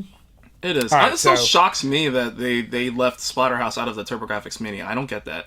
I don't get that at all. Makes I don't know if it was too expensive to license for whatever reason. Would it be? Maybe. Or is it something maybe like if they do that, then they couldn't market it to kids? Like, is there some weird, like, it's too violent for the games that are on there? Yeah, there really aren't that many violent games on that one. So, I mean, it's possible. That's one thing I'll give the PlayStation Classic credit for, is that they went out of the way to actually include games from all sides, from E to M. So I'm like, that's cool, even though the game list was crap. But it's like, hey, at least that's my tried. only guess. Yeah, that one might be too. That may be my only guess. I don't know. Yeah, Keith Courage was too violent. Can't have that on there. All right, Jim. So keep running us through these Patreon questions. Yep. Last one we got this time is from Gamer Astro, and he actually stole one of the topics I had from before. Okay. Inspired by the latest Scott the Waz video. Now it's a couple of videos ago. But if you're stuck in videos ago, but yeah. If you're on a deserted island, you can only bring 5 games. Which games would you bring? 5 games. 5 desert island games. Can I ask if, say, you wanted to have a multiplayer game? Are you assuming you can't get internet because you're on a desert island? All right, for the purpose of let's do it with and without if you want. How about we just say no? You only do single player games. Okay. Presumably, you're by yourself. All right. Jim, I presume since you had this question, you already have your answer lined up, so go ahead. And I'm already pissed off at your answer before you say it. I know you're going to hate my answers. I'm already mad. I can guarantee you're going to hate it. If you say... Go on. You know what? Before you say, can I take a few guesses? Take a few guesses. All right. I'm sure Streets of Rage 2 is on there. No. Already pissed off. Already pissed off. All right. Star Fox 64. That is on there. Of course, because it's terrible. Best motherfucker. You would say some stupid shit like Tetris. No. Okay. What about... Oh, what's going to really piss me off from Jim? There's so many options. Did you say Hotel Mario? No. Okay. I'm not that insane. Doom? Yet. No. All right, good. Say your list, then I'll get pissed off. Okay. And for your sake, I'll start with some games you won't hate. I'm already pissed you didn't put And then- Street. How are you gonna not put your favorite game of all time on? I did. Star Fox. No, Jim, I have your old list. Street Rage 2. You just flip flop like a goddamn fence. That's been Star Fox for a while. All right, so Star Fox 64. Obviously for the arcade style, keep going for high scores. It sucks. Perfect it. It sucks. Go ahead. You'd beat it 5 times in a row and be like, oh, I keep getting the same score. I'm done. Now I'm bored. Incorrect. Go ahead. Next one, Skyrim. Tons to explore. Gameplay out the ass. Yep. We can say greatest hits with all the DLC and all that shit. More than I would expect from you. Go ahead. Rat bastard. All right, next up, Binding of Isaac. Have you even opened that game? Yes. Since you've gotten it? Yes. I've gotten it, opened it, played the crap out of it, especially when down the shore. It's because it's shiny and new to you. Go ahead. No. Yes. It's infinitely replayable because it's randomly generated roguelike game. You mean so every procedurally time you play, generated? it's going to be a different experience. Go on. So this is where you're going to really hate me. I'm already pissed. Go ahead. So, of course, I have to throw one of these in there. Just tell me. it's Pinball not- Hall of Fame Williams Collection. Just tell me. It's not Hey. hot. Wait, what'd you say? Pinball Hall of Fame Williams Collection. Jim. What's wrong with that? Oh, here we go. Of a game you play for the rest of your life, of all the options that are possibly available to you, Yes. that Need a palate cleanse. I would actually be more okay if you said Tetris. But why would I have one game when I can have so many tables? Just He's got a go point. on. What's your last game? What's your last game? Oh, this is really going to jab your ass. I'm more pissed about the Binding of Isaac because I know you just What the played that for the first time. within Infinitely 6 replayable months, game. and you probably haven't even beaten it yet. I have not beaten it yet. It's tough. Exactly. So it's got a challenge to Go it, on. too. Go See, on. even Go more on. reason for me to keep going back and playing it. Just go on. Flawless logic. Go on. Look at you. Go on. And the last one, Yu-Gi-Oh! The Beginning of Destiny. Whoa. Oh, Jesus so don't you Christ start, G. Almighty. I will hang up this call right now. No, I'm not hating. I'm just I'm, joking with you. intrigued. No, I'm genuinely See, intrigued. I had no idea you were into Yu-Gi-Oh. I love the hell out of the Yu-Gi-Oh! Games. And when you go through the games, depending on the luck of the draw, once again, every single match will be different. You can have the perfect strategy in the world, but the luck of the draw could ruin it. So no matter how many times you play, it could always be a different experience. So if I'm stuck on an island for the rest of my life, along with Binding of Isaac, I have these infinite, really replayable, different kind of situations on my hand. I'm thinking long-term, Bri, here. No, you're not. Yes, I am. Because at least Completely. 3 of those games are not long term whatsoever. They're the first 2 days you're there and you're like, shit, I beat it every way possible. Incorrect. I completed the high scores and I'm never going to do better. Incorrect. The only one I could say that possibly would be Star Fox, but And the even pinball then, games. the fast You twitch beat reflexes. every single level. How long is the High pinball scores. game Gotta take? keep going for high scores. I spent most of my teen years trying to perfect myself. Oh, we know. in between You weren't masturbation. doing much else those teen years. We know that. See, Hey-o. Genius. I mean, he's not wrong either, but All right. All right. So off the cuff. Bry's traumatized from I'm that. like pissed, but I'll try and answer. So, of course, Skyrim's going to be a mine because that's also my top Stop 5 copying me. favorite games. All right. Something I can replay a lot. I'm gonna have to throw one of the Resident Evils, but I don't know at this point. Oh, you want to talk a game you can play the same way every single time? No, I can, but I'm just gonna enjoy it because that's gonna be my only horror game because I have to have a horror game. So I guess I'll go RE1 remake. Just because it's my favorite game, and I say one to one of pick? my favorite games, unlike some people. The GameCube one, right? Was it the GameCube one, or Yeah, I would do the GameCube or even the HD remake for the Xbox One. Okay. At that point, it doesn't matter because I'm on the island and I'm fucked either way. I would probably go Gran Turismo 2 there you go. because that's probably my favorite racing simulator or racing game because I was obsessed with that. I would also throw in there, as a fucking really random, I'm going to go the, oh my God, I can't even think of the name. The PS4 game, that No Man's Sky. Oh, okay. Just, you talk about procedurally generated. technically that game never has an end, I guess. Or they said they put out the time it would take to reach everywhere. So I throw that in there, and I guess as number 5, oh God, what's a really open-ended game?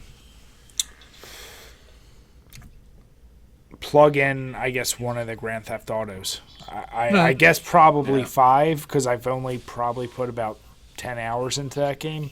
I'm just trying to think games that are infinite playability and my favorite game at that point. This is by no means my favorite games, but yeah, if I'm going to do shit, those are it. All right, G, so Jim gave his terrible answers. I gave much better ones, and now you're up. Incorrect. Oh, man. You and your generic ass answers. I was creative. So I'm assuming we're just going to throw compilations out the window. Like, those don't count. Yeah, that's too easy. Throw those out the window. That's the easy stuff. Let's get the obvious out of the way. I kind of like the idea of things like the Orange Box or like the what was that other, the Rare 30 Rare games? Replay and stuff. Rare Replay. Now we can make one with like 5 compilations, but that makes it too easy. It's all the games. No. Well, I mean, okay, I'll just put this as an asterisk. If I can put it, I'll take one. I'll take the Sonic's Ultimate Genesis Collection on PS3. So like, I'll take that one as one, but let's just toss that aside. Already better than all Jim's choices, so go ahead. Yu-Gi-Oh! Was better. Hey, man, I ain't hating on Yu-Gi-Oh! That's a good choice. My wife would be very proud. I'm hating on if I had to pick 5. That's hard. I guess, let's get the easy one out of the way. Sonic 3 and Knuckles. Easy. Okay. So I'll get that one out of the way. Would you say that's your favorite game? It's not my favorite game of all time, but it is my favorite Sonic game. Okay. So, let's get another easy one out of the way. Mario 3. I mean, mainly because I can play Mario 3. I think maybe I'm on like my 50th playthrough of that game. It never gets old. It's my favorite NES game. It's my favorite platformer ever. So it's like I think I could play it in the original NES version. Not to say anything against the Super Mario All Stars or the Game Boy Advance versions. They were fine. But the NES one, just because to me, like just that nostalgia, I have to do that. I have to.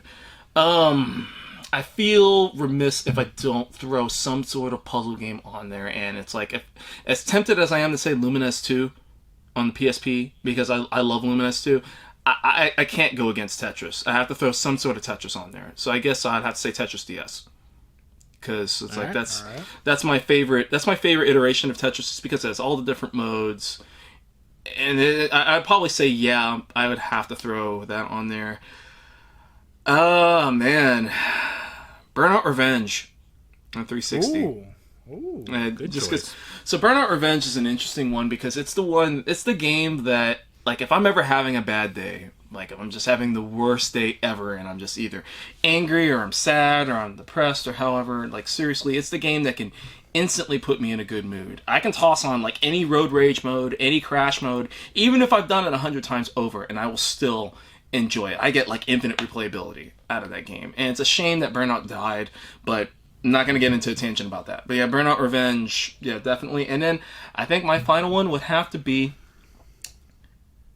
and we're talking just home console games, then yeah, Dance Dance Revolution. I gotta figure out which one. We're talking home games. I gotta figure out which one. I guess if I had to pick a home iteration of DDR, it probably would be, oh man, Ultra Mix 2 on the Xbox. Probably. That's now probably I'm curious with that. Now I respect the hell. It's way better than Jim's list either way. But my question is, so a game like that, even though, so the presumption is you're by yourself. Mm-hmm. You don't think there'd be a time with the DDR that you'd be like, all right, I'm getting tired. I've heard every single one of these songs a million times. You'd be good with it? Nope. Because when did I start playing DDR?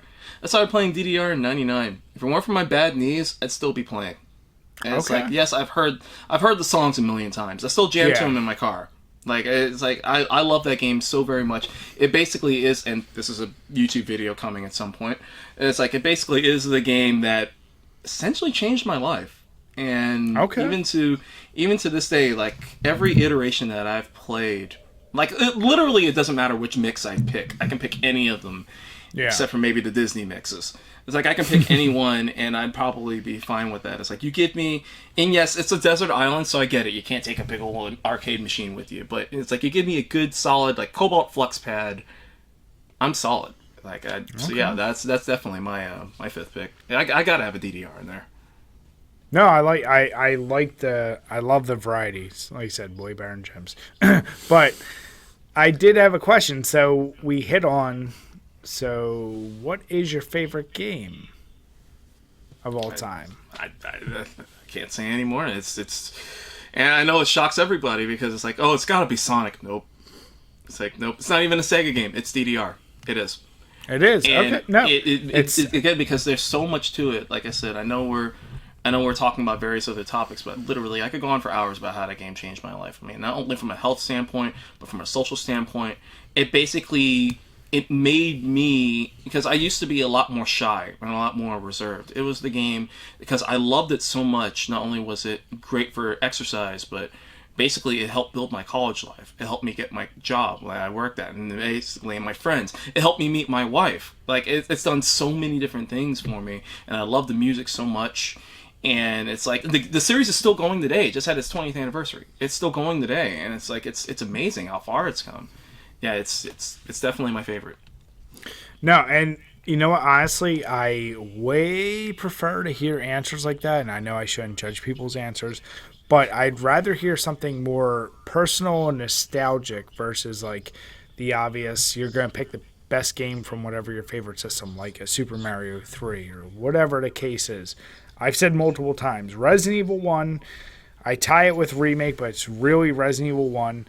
I know it's not the best game. It's not even, I wouldn't even put it close to probably the best games of the games I really like. But I have so much nostalgia of playing that all through the night with my best friend growing up. It was a horror game. Like, it changed how I looked at video games, because before that, I didn't consider horror games to be a legit thing. It was like, they're kind of goofy. That was creepy enough. Going back, we've played it. You can see our score. I think our final score, and it's in the 7s or 8s. But I will never not say that's my favorite because of all the nostalgia and those memories tied to it. And then you got people like Jim who can't really. I have like 3 games I rotate. It's Streets of Rage 2, it's Binding of Isaac, and now it's Star Fox 64. And it's like, I appreciate someone like you who says DDR, and you have really good reasons. So I like that. Oh, no, and I fully respect you picking Resident Evil, man. I mean, it's like, the thing is, the question wasn't what's the best game of all time. The question is, what is your favorite game of all time? And that's what it is. That's the important thing. And Jim's giving me a look right now because he knows, he kind of knows the I'm right. The shit-eating grin on your face as you say any of these words. No, but no, I love hearing DDR. That warms my heart, because it would be easier for you to say a Sonic game, or like I said, pick whatever. If you try to put bias aside, it's not. It wouldn't be crazy to say the best Sega Genesis game. I guess if you want to throw maybe Sonic 2 or 3, depending on your feeling. But you could say Gunstar Heroes. You could say Phantasy Star. Like, there's a few options you could say best Genesis game. And you're not just going with that standard answer. You're saying, this is something that was important to me. I love hearing that. So that's something like I said, I hate when someone right away is like, oh, Super Mario 3. And I'm like, really? Like, is that your favorite? Like, that's your favorite game of all time? Okay. I'm not gonna lie, Mario 3 is pretty close. It's pretty close at my list. Like, from one of my and favorites. We've said it's almost undebatable that it's. I guess you just have to say it's the best NES game. It's not my favorite NES game, but you can't really deny how good of a game it is. Mm-hmm. But I feel like when I hear that from someone, it's like, really, that's your favorite game of all time? Like, you all grew up at that same time we did, and like, you had that personal connection to it. Like you just said with DDR, and I said with Resident Evil. Like, I don't know. I just, and Jim. I put my favorite game on the goddamn list. And Jim plays a new game. He's like, for a few weeks, it was Hotel Mario with Jim. Like, whatever he gets. Once he gets to Vectrex, it's going to be whatever the hell games are called on that. Oh, I can't wait to put Save Mary as my number one. I'm sure. You know what? I would put money down you would put a goddamn Vectrex game in your top 10 or a TurboGrafx game just to piss me off. Hey, That's very easy to do. Hey, yeah, that is really easy to do. I'll vouch for that. Go play some Magical Chase. Tell me what you think about that afterwards. Game's badass. I'll trust your opinion, Game Boy G. Repro. All I'm gonna say is, as you get to know Jim more and more as the years go on, you'll realize whatever he's playing at the random time, that's his new favorite. That's like, oh my god, this game is so amazing. Like, he dick hugs a little bit. That's all. I would have said Bloodstain then. That's what I'm playing right now. Exactly. Goddamn Bloodstained. That is something. Jim's terrible decision is starting right there. How is that a terrible 'Cause decision? You haven't beaten a single Castlevania in your life. And I beat Bloodstained Curse of the Moon. I'm playing Ritual of the Night right now. Don't put that up there. Just shut the fuck up and listen. You haven't beaten any legit earlier Castlevania games in your life, and now you're, Bloodstained's so awesome. I need to get better. And I'm like, dude, that's basically Castlevania 3 just Right. So what's the redone problem? for modern. I don't see the problem. And I like that game, but I loved how you're like, it's so hard. And the first night I played it, I almost beat it, barely trying. And now it's not the first night. It took me a now couple nights. you're Mr. Bloodstained is like the best game ever. Yet I couldn't get you to try to beat any of the Castlevania games as we were going through them. Stop dick riding. And you know I'm right. That's why you're shutting up right now. Because it's better than Castlevania. That's why. It's It perfect. makes you feel any better, man. Right, you're letting your 3 is my nostalgia favorite. cloud to perfect the gameplay of the matter in the Castlevania gameplay. That is Bloodstained. Castlevania. There is no Bloodstained without Castlevania. Let's put No. that out there right now. Right. No, But as absolutely not. evolution goes on, evolution is a mystery. As Jim, you don't even know how to spell evolution, so shut the fuck up. EZK. My point is, like, Jim is that type. Right now, Switch is his like new hot thing, and the amount of games he has for it, if you could look up his time played on games, it's probably about an hour or less per game. There's probably like a good 5 games that he's put at least 10 hours into, and he's Mr. All about it right now. And I always give him shit. I'm like, I know you're not actually playing. I know what you're doing right now, and it's driving me up a wall. Because then he'll send me a picture of he beat Watch a Plant Grow on PS3 or 4 or whatever the fuck it Still was. butthurt about posting about Flower. Yeah, I had so- an afternoon to beat a game, and I beat a game that took 2 hours. Because I hurt my ankle that were day. we supposed to be doing something else that time, Jim? We're always supposed to be doing something. Thank you. Let Daddy enjoy You something. just say it. And of all the games, you could say, "Hey, let me enjoy something." It's Flower. Hey, It's I'm not watching throwing flowers shade at grow. anything. Flower's a great game. Thank you. It's See, a that good man game. of good taste. Okay, but Jim, would you say of the list of games you haven't even touched that are in your actual collection, you're going to tell me none of them are better? You haven't played a single BioShock? You haven't played I've played the Resident first Evil 2 one. Remake Never beat at it. that point? You haven't played... There's like a laundry list of games. Most Castlevania games you haven't played, but you're going to play it on Flower? I've played them, haven't beat them. You haven't played them. Putting played them almost in all your of them. system, Haven't turning beaten them on, does not count as playing. I've played all of them, just haven't beat them. I was gonna tell you, if it makes you feel any better, Jim, like if you look at my actual list on my Switch on the games I've played, like you'll see like all the different games, like 2 hours or more, 1 hour or more, 4 hours or more, and then you look at Tetris 99, 55 hours or more. So Oh yeah, I'm my not- Rocket League is at like the 50-hour mark. Gee, I have think. you ever gotten number 1 in Tetris 99? Yes. You son of a fuck. You know Yep, who I got hasn't? Maximus twice. I'm gonna give you 2 guesses, and I bet you'll get it right on the first guess. Who hasn't gotten that? Gee, I don't know. I don't know. I think I might need multiple choice for this one. Just so you know, G, that will be a video coming up. Jim's played it. How many hours would you guess, Jim, that you've put into it? At least 10, 15. Okay. So with one of our Probably previous guests, and I think you're friends with him too as well, Travis. Yeah, he knows a Becky. Yeah. Oh, Vicky, yeah. So on our last time he was on, he helped us develop a bet that if by some miracle, I'm not a good Tetris player. I'm going to say that right out. I've played it. I have the original on the old brick Game Boy. I haven't gone much further than that. But if I play Tetris 99, which I haven't played yet, and in the first 10 tries I get a first place, Jim has to do some embarrassing shit. I believe in you. I believe in you. You can do it. Oh, I love it. They all turn. Yes, the bet was if he beats it within his first 10, I have to do the goddamn truffle shuffle. Yes. And then, if he beats it in his very first try, I have to play Donkey Konga with my shirt off for some amount of time. Do you guys need materials for that? You need conga drums or anything? I'll donate conga drums to make that happen if you need it. Okay. No, actually, surprisingly, that's a weird thing where I got Jim his conga drums because at our thrift store that we used. No, you got me the game. I had the drums already. Are you sure? Because I found about 3 different sets of conga drums. I don't know why whoever apparently lives near me, nobody plays it anymore or has it, but yeah, we find them all the time. But yeah, so when I do that, I'm gonna need some support. We're trying to decide. I don't know if we could pull off a live stream, but it'll definitely be a video no matter what. Mm-hmm. So as time comes close and Jim sweats, we'll send out like notices on Twitter, like, all right, we're about to try this. You got this, Ryan. I believe in you, man. Make that truffle shuffle happen. Here's what I need to happen: is everyone else, the other like 98 players, I need them to suck. That's all. That's all. No Japanese really people. Really bad. Yeah. Just everybody that time just really suck.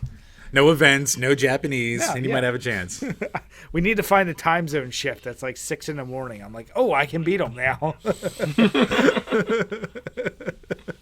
All right, Jim. So what else do we have? Let me just skip this and get these last ones. Yeah. All right. So keeping with our normal bits. I like. So Brian added to this one a little bit.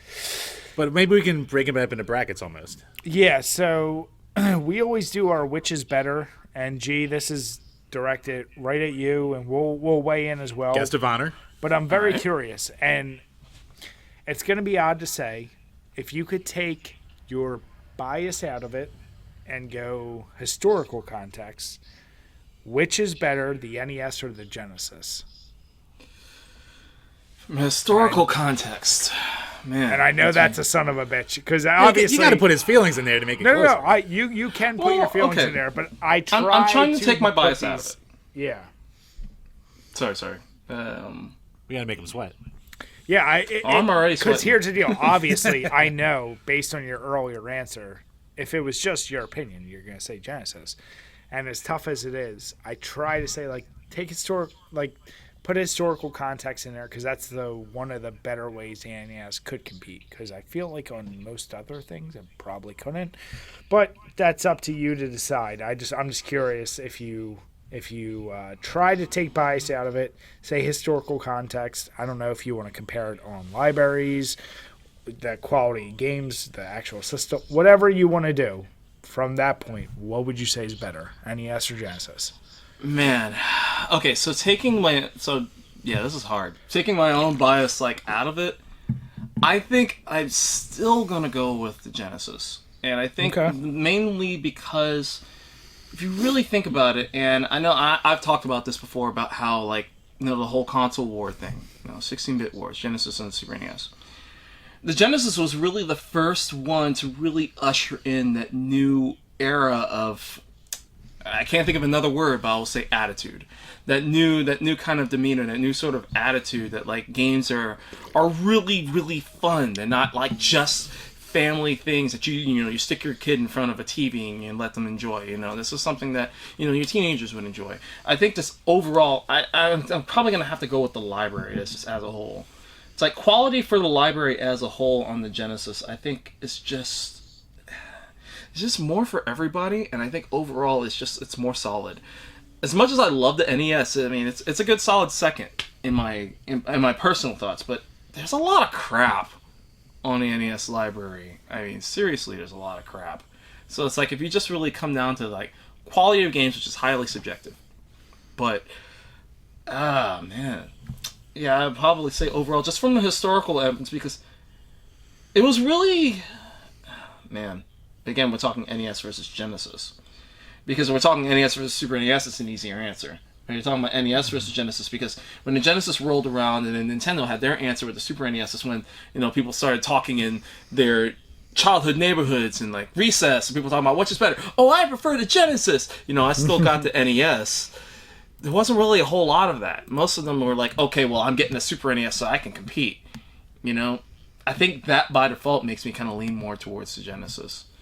historical wise, like, because when people think Sega, they think Sonic. The thing is that they don't really think nowadays of many of the other franchises that they have, except for, maybe Altered Beast, maybe, I guess. But it's more of a meme than like an actual historical reference, especially if you play the PS2 game, because it's awful. But the I think just from that, because there were so many more icons that ushered in that new generation of gaming versus NES. And NES was established. The Master System wasn't even a blip on the radar in the US. So, like, but see, I live in the UK. The Master System beat the Genesis. Shut up, Jim. Nobody cares about the UK. I mean, it did. It's still going in Brazil. But, yeah, it's still going in Brazil. Yeah, but I think if I had to go with that from a historical point, I would say Genesis overall. Okay. Good man. Jim. That's tough. So that's hard. I'll let you answer now, Jim. Oh, the NES sucks. Genesis by far. All right, so Jim does it with no actual reasoning. No. Jim's pure bias. So, Jim, you'll probably say Genesis no matter what. So I'll let you shut the fuck up. All right. The NES is more important. The Genesis is a better console. Okay. So it's like a TLDR of G's answers. So I'll go full devil's advocate and say NES. If once again you do historical, I'm gonna throw bullshit bro science statistics out there, but I'd say 90% of people, if you go back and say, I want to play a retro game, unless it's Sonic, they're going to say a Super Mario. They're going to say a Legend of Zelda. They're going to say Contra. They're going to say some random NES game. Whether I like that or not, I'm not saying I support that. I'm just saying that's the facts. And since NES was the first established so many classic franchises, so go down the line. The Mario, which spawned technically every Mario thing you can think of, which is Smash Brothers, which is Mario Kart, which is the Super Mario itself, Legend of Zelda, Contra. I mean, those are just the easy answers, and there's a lot more. And I completely agree, G. There's so much bullshit on the NES. My only problem is, and to this day, I always tell this to Jim, when me and my brother were growing up, he got the Sega Genesis, I got the Super NES. Mm-hmm. He got the Genesis strictly because that was the console for sports games. Wow. And I know it's not, and as I said, there's going to be a whole Brian's exclusives for the Sega Genesis for games I love. And you hit the nail on the head. If I think of a 90s console, I honestly actually prefer the Genesis because it had more attitude, it had more balls about being more violent or whatever, and all the music in most Genesis things tended to be more hard rockish because of that 90s feel, even if the sound quality wasn't as good as Super NES. Only with Shut the Western developed I wasn't games. asking you. Shut the fuck up. Yeah, only Western. Yuzo Koshiro shits on your theory. Only Western, but we live in the fucking West, don't we? Oh, yeah, we do. I'm sorry. Games went all around the world, I too. didn't grow up in Japan. I grew up in Northeast Philly. So from that point, I'm going to say, yeah, I can only use what I grew up with, Jim.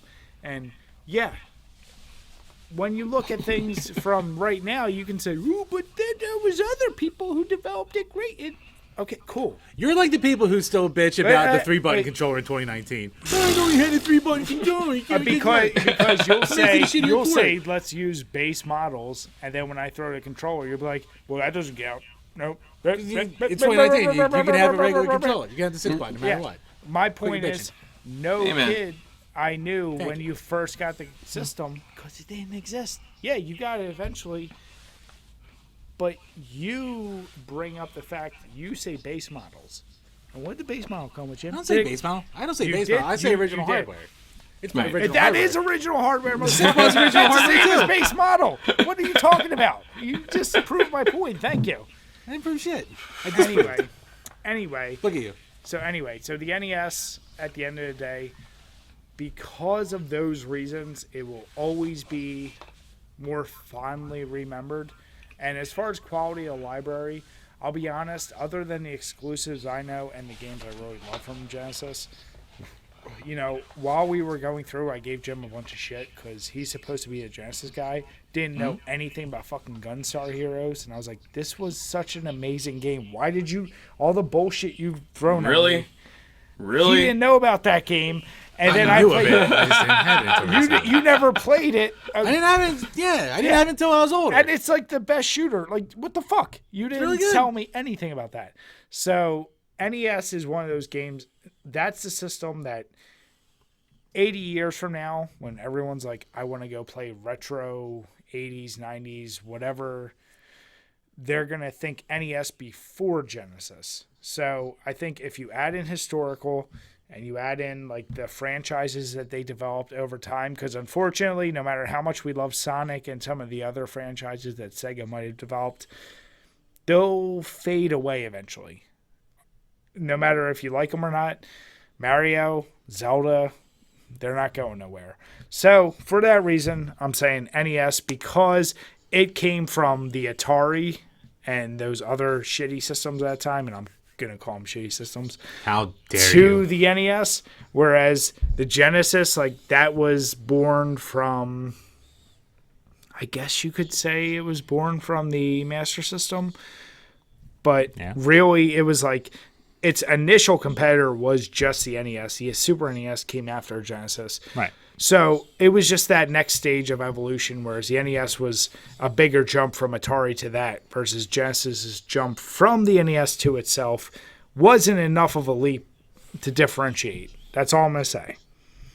And remember, I'm playing devil's advocate. I'm sure the fuck And Jim, you are. don't get an answer because you talk stupid. Damn. All right, hold on. Let's stop the videos. All right, Jim. So, and then for our last topic, I think I would love to hear a lot of you folks on which is better between the NES or Genesis. But, Jim, I know you have one more topic, and it is a reoccurring bit, so why don't you let us know? Yes, one of our other reoccurring bits, fan favorite of, like the three. But, reoccurring bit. Overrated, it's not underrated. Jim's terrible decision. The people have enjoyed Jim's terrible decisions too, goddammit. More than I would like to say. But luckily we don't have one this week. There's plenty of them to go with, though. Overrated, underrated. The 3-button Genesis controller. The controller that people seem like kind of poo-poo on. Oh, you can't play Street Fighter with it. They had to eventually come out the 6-button. What about the controller on its own? So, Brian, I'll let you go first. You want me to go first? Simple. It's for any asshole who thinks it's underrated. It's overrated simply because do I ever want to play a game where I have to hit start to change the scheme of a controller? No. So it's overrated.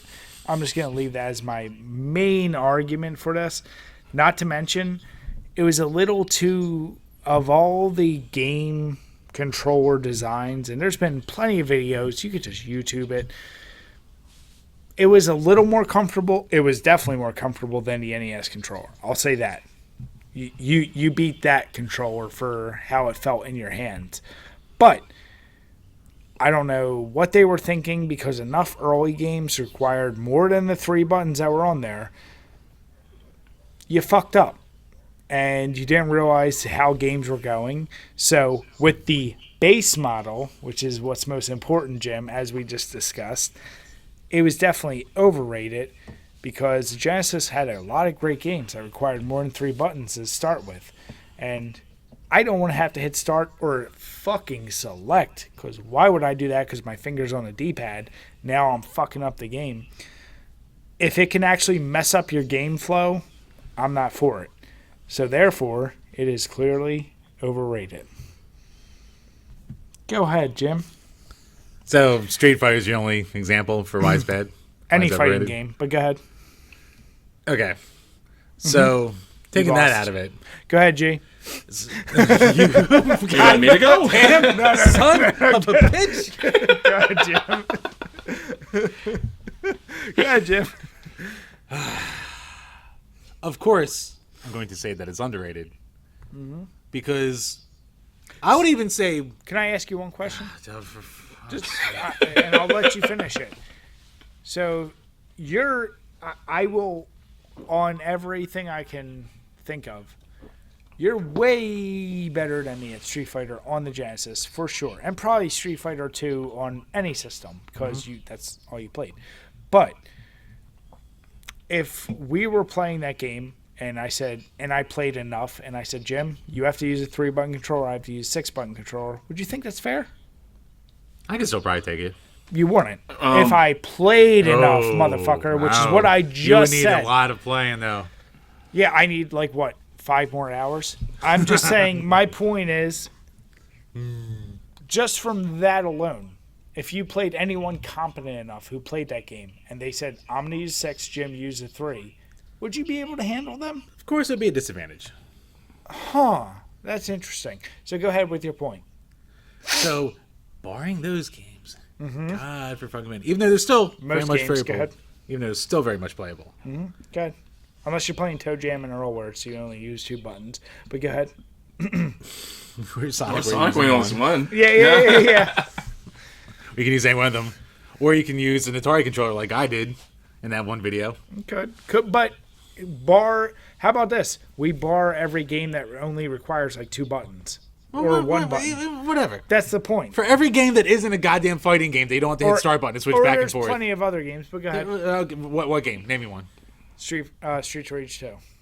You only need 3 buttons for that. Nope, you need 3. more. 3. Shut up. Jeez, shut up. And also still playable because you can just do the little flick between the B and C and the A and so you B got to do a it. flick between it. Do I got to flick on my goddamn 6-button controller, or do I just play? I'm not saying whether or not the 6-button controller is good or not. The question is whether or not the 3-button controller is overrated or underrated. Yeah, and it's clearly good. It's clearly overrated. But go ahead, Jim. I'm gonna ask you one last question before you finish your point. Oh my God, I didn't even start my point yet. Listen, when you're done and you lose, do you just want to stick with the Grand Slam, or do you want to hear the other specials from Denny's? I am. What do you want? Denny's. I'm more of a Perkins fan. I'll have you know. Because I feel like you already lost. But go ahead. All right, look. Here's the thing with the controller. Go ahead. When it comes down to it, at the end of the day, does it have its flaws? Yes, of course it has its goddamn motherfucking flaws with the goddamn fucking fighting games that everyone can bring up every single goddamn time. The only other flaw that everyone ever brings up, he's too big. He's too big for my little bitch hands that grew up with the NES controller. Everyone says that. Okay. That's one I did not hear. I say you go out there and you find a more comfortable controller. I will almost say that I prefer, comfort-wise, the 3-button over the 6-button controller. Okay. I was okay with your initial argument.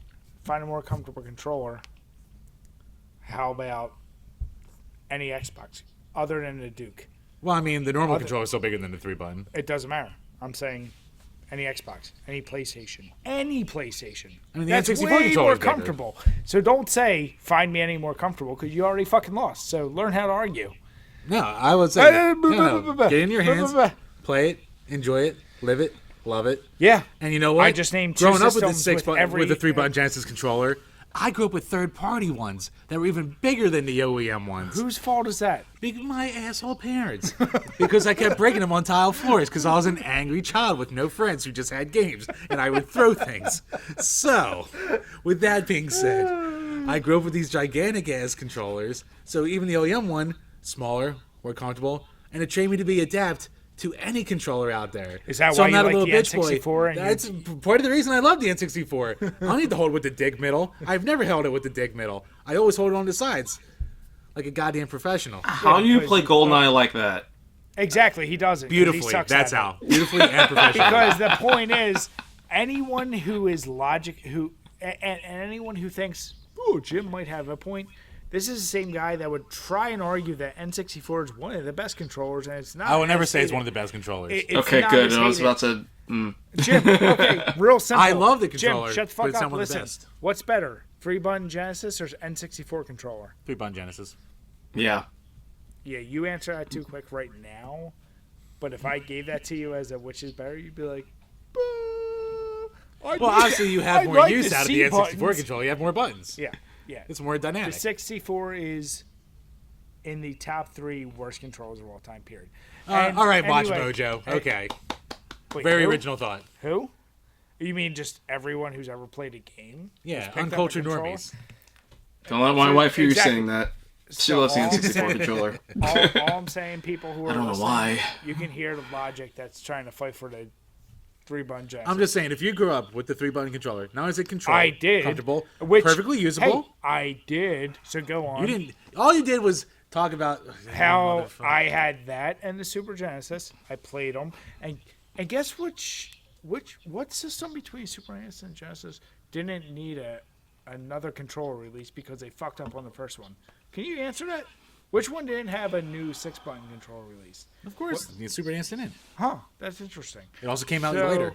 Came out years later. So what they you're had the time to saying plan is ahead. One did it right Had and the time one to did do it it. wrong, right? So which one did it wrong? If we're doing that, which one did it right? Which one did it wrong? Well, let's talk about the ones that came out in 1991. So between the Which one did it CDI right and the Super and which one NES, did which is it a more right? fair comparison. And of course, the Super NES had the better controller there. Look, You there's really only two bring options. CDI into this.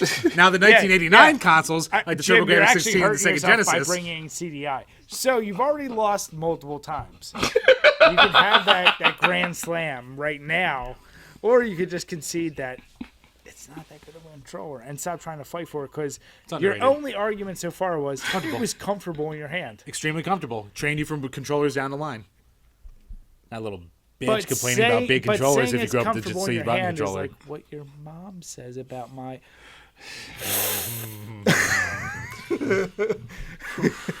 Comfort in the hand is not. It cannot be. Going your for the highbrow arguments.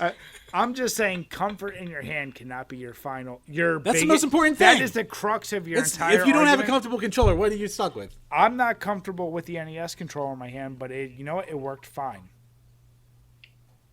It does There's work my fine, point right there. But it's an uncomfortable piece of shit. You're right, but guess what? It worked. I Dog don't bone's think better, the though. Atari Dog thing bone is was very better. comfortable. The NES got better. It got the dog bone.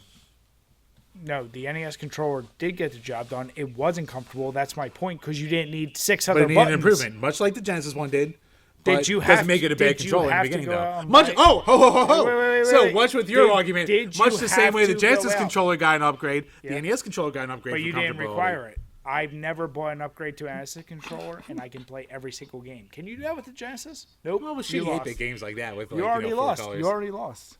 So, G, the real question is, since Jim lost, and you're the Genesis guy, I'm curious where you stand on this. Oh, he's gonna. And here's the deal. You would be the only one that could give a legit underrated, if it were underrated. So I'm curious where you fall on this. Here's the problem. It's hard for me to say that it's underrated when there are so sorry, Jim. When there are so many games that actually do play a lot better with the 6-button. Now, here's the thing. Every Here's guest the I thing. bring on stabs me in the goddamn back. Here's the thing. Here's the Because thing. you're wrong. In '89, when the Genesis came out, I mean, like, was there really any sort of way for them to know that they would need 6 buttons for future games? It's like all the games that actually came through were 3 buttons. The game that really changed that made Sega come out with a 6-button controller was Street Fighter. And it's like, it was Street Fighter. And it wasn't just on Super NES, it was just because it was in the arcade. It had 6 buttons in the arcade. But my thing is that it's hard to defend the 3-button controller. And it's like, I know a lot of people were like shitting on the Genesis Mini because it's like it came with a 3-button versus a 6-button. And it's like, well, look, if you bought a Genesis in '89, it came with a 3-button. Get over it. But anyway, it's like, I do think that's a dumb argument. yeah, it really is. It's like, it's anyway, It not should the be point. a 6-button. It's like with a 6-button controller, though, not only do you have the amount of buttons that you really need for the future games that really come around, but overall, it's more comfortable. I mean, like, overall, the boomerang style of the controller, the D-pad felt a little bit looser, the buttons felt a little bit more responsive. It's like, overall, it's hard.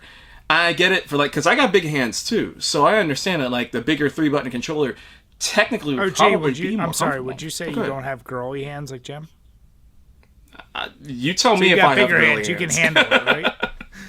No, I can handle Go it. ahead, you can continue. Like, nah, I can handle it. By the way, the dog bone is definitely better than a regular controller. I made a whole video about that. Of but course, the whole, I can tell you, there's certain games beyond Street Fighter that it just completely changes. Like Rage 3 is a perfect example. It's like you get the special moves right off the bat. You don't have to earn them. You have the 6-button controller. Sunday Night Slam Masters. There's so many other games. Like, probably the biggest example, Ranger X. This game is virtually unplayable with a 3-button controller. Like it's so, and it's like It's very tough. here's the thing. I know y'all were making a bet about Tetris 99. Well, then tell you what. How about y'all make a bet about Jim? If you're going to defend the 3-button Genesis controller, can you beat a legitimate person that's using a 6-button controller with a 3-button Street Fighter 2? Because I know I can't. I can put up a fight. If they're legitimate, no. If they're me, of course, because I've admitted multiple times, I'm not good at that game on home consoles. So for sure, Jim could beat me.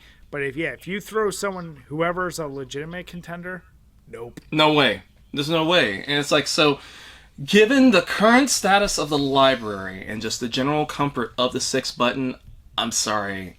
The 3-button, if you're standing by the 3-button over the 6-button, you don't really have a whole lot to go off of. I'm not saying it's better than the goddamn 6-button. I'm just saying the 3-button's over.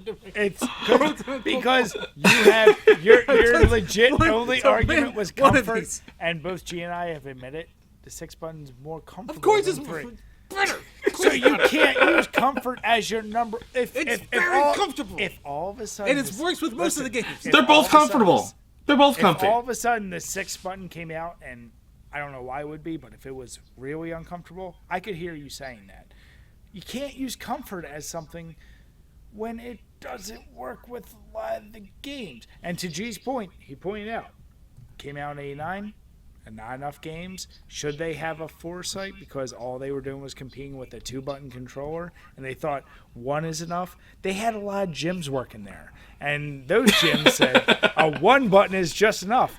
Just like when they started doing, and technically, I know the Super NES had bumpers, but think about PS, Xbox, you had bumpers, you had another bumper.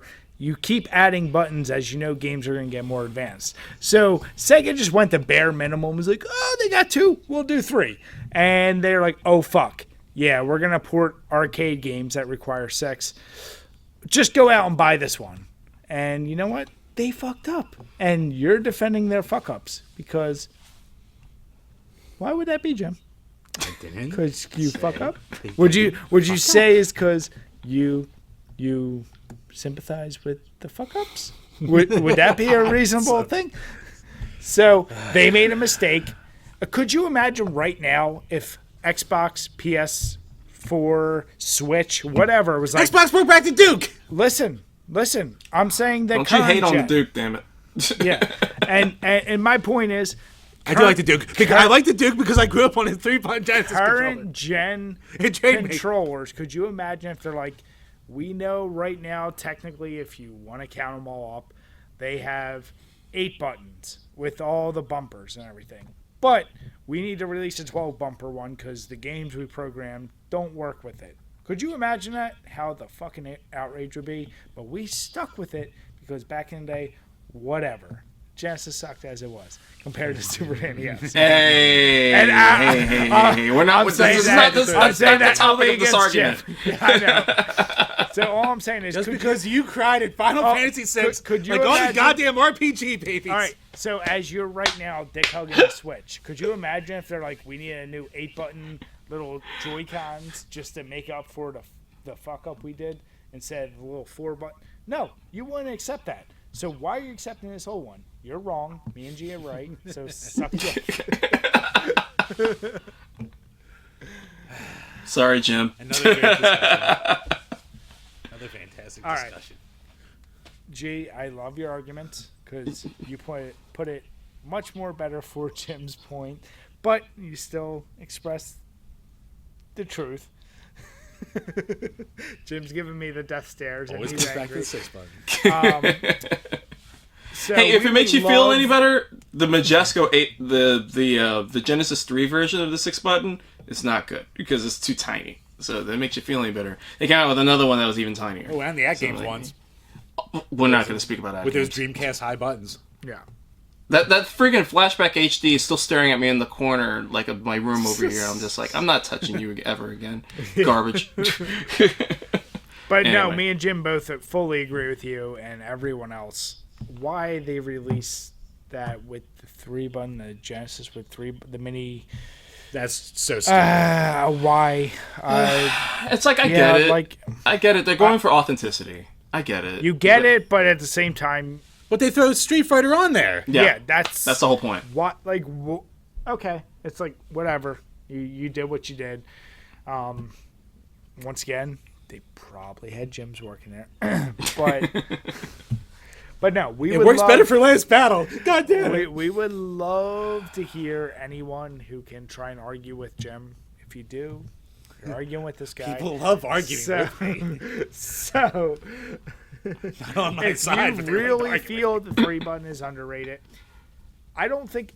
Here's the deal: when you throw a 6 button in there, no one ever talks shit on that, right?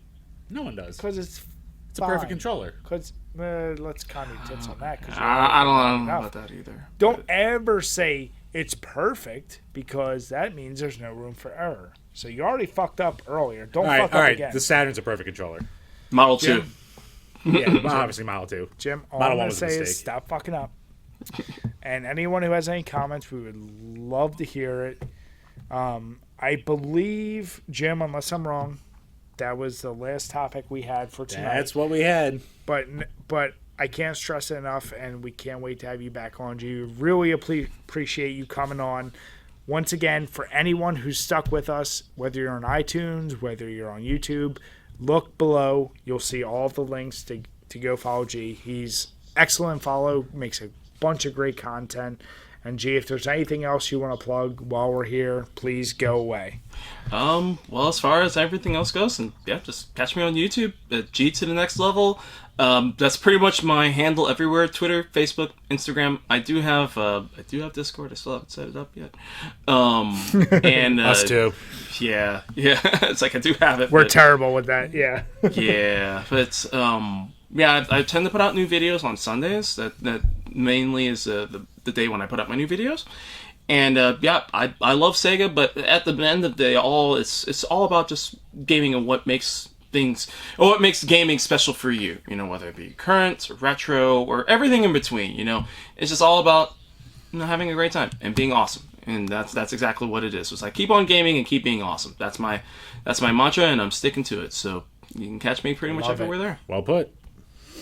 So at the end of the day, G, so we talked Jim finishing up Blood and Thunder. Pretty damn delicious, right? It was. I actually pounded through that. Yeah, for 11.2% beer, it goes down way too easy. There's a lot of fruit. Because of the wild ale, that's more like a sour. Once again, and Jim loves sour, so I get why he liked it. But honestly, I've had a bunch of wild ales, and this is one of the smoother ones, considering the percentage. Now, I don't know how far it goes out because, once again, this was PA brewed, and it was a special batch. I hope they release a bunch more because I would love for other people to try it. But, G, what'd you think between the Damn It Jim and I know you switched over to the Blonde in the middle. So what'd you think of those two beers? So, like, the Dallas Blonde was good. I mean, it was a lot sweeter than I thought it was going to be. But yeah, it was a very smooth taste going down after the Damn It Jim. It's like the Damn It Jim does have a little tiny bit of a bite to it, but I really like that. It wasn't too thick. It was like Jay, almost at that perfect level. Go ahead. Would it be safe to say that something was better than Jim again? God. Damn it. In this case, between these two, no. I've had a rough night. That's a little. I'm going to spare you this one, Jim. The Damn It Jim actually, I think, was better than the Blonde, though. But it was good. It was good. I definitely want to go get some more. It was very good. Stop taking credit. I will take all the goddamn credit. I will take anything I can get. Well, considering your credit is for something that's a negative towards Jim. Everything's a negative towards me at this point, Brian. That sounds like a catchphrase. Or a motto of some sort. So, guys, we really appreciate if you stuck through, you're listening, or you're on YouTube. Once again, you just said it, but if you can follow G, makes great content. As he said, tries to upload on Sundays. All of his links are below.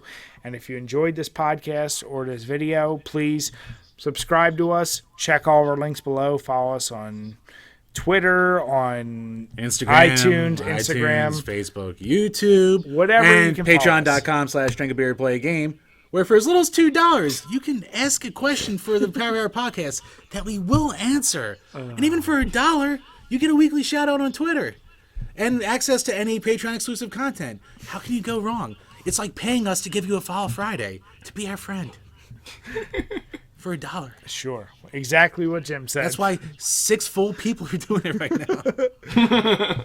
So, as always, guys, thank you and have a good night. Cheers. All right, cheers.